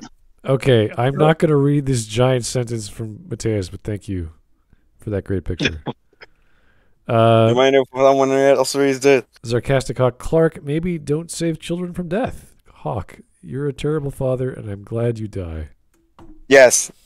Mm-hmm. Yikes. Thanks, Clade Hawk. is a group of any animal, Smut. Clade, okay. Is a group of any animal? A clade. Why is this a GIF? I've never heard of a clade before, but thank you. Okay. Mateus should just be a teacher at this point. Take the month and day of your birthday and type Florida man. Let's see which we get. Oh. I will do that right now. Me too. Every day is crazy in Florida. Is that what you're saying? Yes. When I was there for a holiday, it wasn't that crazy. It just, That's because you went to all the nice, clean theme parks there, Smud. Oh. Let them die. Let them die. Let them die. Morbitus. Holy shit. Dude, what is going on with this channel? What are we just giving out facts about animals? I got like 2 or 3 from mine. Holy So, on my birthday, naked Florida man chases couple around Chick-fil-A parking lot. That's not bad. For mine, Florida man pulls out dank gummies instead of ID after nearly hitting gas pump, deputies say. Suspect claims it was regular candy. Here's another one. Florida man climbs atop playground equipment at Clearwater Park, tells kids where babies are from. All right, here's the one from the meme. I was going to say one more from mine, but sure. Florida man, November 26th. According to numerous reports in the news, that a Florida man was arrested after an assault on a woman due to the food he was eating wasn't cooked to the required level. In the report by Action News, Jax, 36-year-old Kenneth Crumpton from Yulee, Florida, was able to hit one woman's forehead with the fork after his potatoes were not cooked to his taste. Speaking of potatoes, one last one. Florida man arrested for stealing grouper potatoes, then impersonating federal officer. Can I tell you mine? No. Florida man reportedly tells cops he thought playing basketball naked would enhance his skill level. Wait, let me read mine. No more. 33-year-old Evan McClure was arrested Tuesday after barricading himself inside his home with a gun after allegedly threatening his family. Florida man climbs atop playground equipment at Clearwater Park, tell kids where babies come from. And after 4 hours, cops finally lured him out with pizza. Why did mine get dark? Anyway. Oh, God. Meanwhile, in the UK, a woman in sumo wrestler suit assaulted her ex-girlfriend in gay pub after she waved at man dressed as a Snickers bar. Okay. UK lady. That's pretty weird. That must be Florida man's ex-wife. Yeah. You can't save me, Clark. Snyder spent all the budget destroying Metropolis. Yeah. Which is followed up by... I'm not even afraid of a tornado. You gotta be a faggot to die from wind. Jonathan Kent. Base Jonathan Kent. Like the father we needed but we didn't have. From Krypton, Jonathan. Okay. Speaking of Krypton. Red Krypton Redemption. Hey. That's cool. I think this is part of if I'm not mistaken, this is part of like the thing where Superman or Batman was sent careening through time by Darkseid. Oh. Oh, really? That's cool. I think. Well, Bruce ended up in oh no, maybe it is because Bruce ended up in caveman times with Anthro originally. And then he was a pirate for some reason. Yeah, he kept going like hurtling forward through time. So thank you, Mike. Fun fact: dolphins are pricks. Okay. Didn't Blackest Night happen in the middle of Bruce's Final Crisis death? I think so. Like in the immediate wake of Final Crisis. I think so. It just looks like a dolphin, man. All right. It's from King of the Hill. Here is, I believe, the movie version of Jonathan Kent from the first one. You can't save everyone. Dies of a heart attack. Let people die. Dies from tornado. Yeah. Last biology meme. Okay. When threatened, a red panda will try to escape by running up a rock or tree. If cornered, it will stand on its hind legs and extend its claws to appear larger and threatening. Larger and threatening. It's like a bear. Oh, no. Oh, my. Okay. General Zod Super. What? Red pandas. They're cuter than normal pandas and maybe less stupid. I don't know. Yes. Don't on-thread me. I have yet to hear a red panda killing its child by sitting on it. Don't on-thread me. Don't on-thread me. Yeah. No, you... Don't tread on me. That's good. Don't snake tread on snake me. Okay, that's good. Eric, here's the cat thing. Zach Stein. Oh my god, you actually found it? Yep. What is this? Over the last 2 years, he's basically been Superman as pop culture would know him. He's been righting wrongs. There have been floods, mines have collapsed, bridges have collapsed, churches have been caught on fire. He's basically been a hero. When we find him, he's been dealing with the everyday world of being a superhero, but there's a paradigm shift happening, and that the unintended consequences of some of those rescues are starting to come to fruition? What? He's starting to see that every action has a reaction to your what? To your super psyche that can do this shit like it's nothing? Yes, every ship you push into buildings crashes into buildings and kills people. Yes. Like if you if you're just taking a cat out of a tree, you can't touch anything, or the arborist will say he damaged the tree when he got the cat down, or the cat was neutered, so now there's thousands of cats. Are you what? Wow. Snyder was basically working off of quantum causality. Is that it? Oh my god! Thank you, Mike, because that was when you fucking save a cat out of a tree. It's typically somebody's pet, right? I don't think Parks and Rec are gonna go, oh my god, that Superman keeps scraping the barks of the tree. It's like, also, how hard is Superman pulling the cat out of the tree that he damages the tree? What kind of setup story is this, Zach? Zack Snyder. How does your mental state go? Okay, you know, you're really clever. If the things that Superman does hurt people, and you're like, okay, how? Like trees. Like you hurt the trees. Like what do you mean hurt the trees? Like you saved so many cats. Trees are people. Bottom text. He cites The Incredibles for the tree there. Wait. What? Oh yeah, really? The Incredibles, where like it was literally a series of nuisance lawsuits. I don't mind. And it was explicitly shown to be nuisance lawsuits. I don't mind that there are consequences for your actions as Superman, but you have to make a proper analogy or a proper logical connection to, would Superman give a shit about destroying 24,000 or so trees in Metropolis because he saved 24,000 cats or whatever bullshit? That doesn't make, like, you have to give me a weight that makes sense to Superman's mind, where he says, enough is enough. I'm going to go emo for a bit or whatever. I'm going to go And then there's sulk. the article. And then there's the article expanding on it. It's a bit of a cynical view where we assume that if superheroes existed, society would find a way to reject their altruism. I'm not sure if I agree with that point of view, but I want to see how Snyder will tackle it. No, not at all. No, like America is the land of nuisance lawsuits. So it's one of those things like if anything could bring down superheroes, it wouldn't be villains, it would be litigation.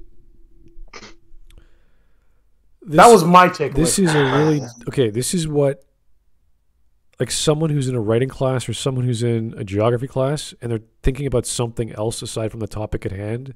It's like, what if ice cream was like mostly colored purple, and that's like vanilla? So vanilla is actually a purple plant. And what if, you know, most plants weren't green? Like, it's like, wait, what do you? We're talking about world history. What are you going That's on? That's called being high, Smud. Yeah, Like- it's something like completely outside of the topic of conversation that you're trying to learn about, and he just starts smashing ideas together, and you're like, what are you getting at? Like, what's your point? Wouldn't that be fun? It's like, no, that'd be stupid. That's not conflict. That's something you made up in your head, and I don't even get that in the film. I see a kid running around with superpowers, and he doesn't know what he's doing with them. And he's a slightly older adult. Anyway. Mike, thanks for the meme. Save Martha. Why did you say that name? What the? Oh, that's legacy. Because I mentioned, I think, Martha and Thomas being just the whole joke of, I cried when Martha's pearls were snatched, but it was actually the other way around. Oh, I see. I would actually find that funny if they did that. That's pretty. Well, you have to really reach for that one, but I see what you mean. Okay, Blue Bolt. Let's fight somewhere empty. Birds of prey. Got him! Nice. All right, who's got the soundboard? Not me. Light yellow removes impurities. Okay, I'm not going to play that. No, click it.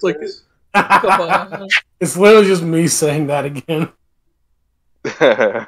Maybe that's why he's strong, because he was originally black, and all that yellow sunlight just melted it away. All the yellow sunlight made him white. It removed the impurities. Black Henry Cavill. That's not racist, not at all. Maybe that's why he's strong. Okay, that's a bit meta for me, but thank you, Mateus. Watch on your own time, but cheetahs are very friendly, actually. Yeah, sure, okay. Yeah, like the first 30 seconds of this cat playing with like a little eagle and then kicking or like, licking the gamer's face. Wow, that is a tattoo and a half. Florida man climbs atop playground equipment at Clearwater Park, tells kids where babies come from. Wow. Nice nice life choices there, buddy. It's really Was it worth it, buddy? How free is Florida? I'm wondering, what do they do in Florida that this happens all the time? Porn.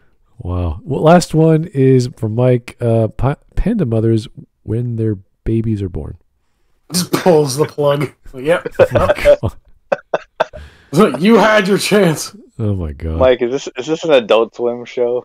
No, it's an old Egyptian commercial about fucking cheese with a panda. I shit you know. What? It's funny. So this is Pedro's fault? No, it's basically there would be this whole thing where it's like, oh hey, would you like panda cheese? No, I'm good. The panda would just be a prick to everyone around, saying no to this certain cheese, and basically be like, oh, you're having a birthday party? Fuck you. The cake's on the wall now. Thanks, mom and dad. Jeez. Okay. Guys, that was fun. That was almost 3 hours and a half of us trying to have fun with this ridiculous video. Yeah, no, I'm sorry. It's just like we already know what he's gonna say. It's like the same video over and over again. I could have sworn there's nothing wrong with it. Yeah, I could have sworn we covered this, but like it sounded so familiar. I was like, didn't we do this already? No. I don't know. It sounded so familiar. Anyway, It's always headcanon with these guys. well, it's all subjective, emotional nonsense with no arguments and no references. It's like, look at this scene, it's great. It's like, how is it great? Tell me why it's great. Show me where it's great. Tell me why. Oh, did you not have the same eyes as I had? Yeah, apparently, me being objective and asking a simple question, and you not being objective and getting emotional is the same thing. Nitpicking. Yeah. Anyway, this guy thinks Snyder is a God's gift to filmmaking. Good for you. Good luck. God bless. Whatever you do in life. The rest of us are going to have a drink and relax and take it easy for the rest of the weekend. So thank you, everyone, for that recommendation. Actually, was that just you guys? I can't remember who did it. Was it the panel or was it? Did it start off with... It was on the poll, but I wanted to be on. So that's how it works. So basically, both you guys, both the panel as well as the voting came through. So good call. Thanks for driving me nuts with all the super chats. That just drove this thing twice as long, in case you didn't know. But we had some fun. Sorry for donating money. Yeah, we learned. I'm just like, you're complaining that you got more money. Well, we learned about animals along the way, which is probably the educational part of joining the Smudcast, I guess. It's the animal facts we learn along the way. Yeah, that's true. No one's ever really gone, right? Until you don't learn about cheetahs, then you're gone. Yeah. Never forget the Cheetahman. The Cheetahman and the Floridaman, yeah. Alrighty. Well, it's been fun. We gotta go. Goodbye, everyone. Have a great night. Bye-bye, folks. Bye, have a great time.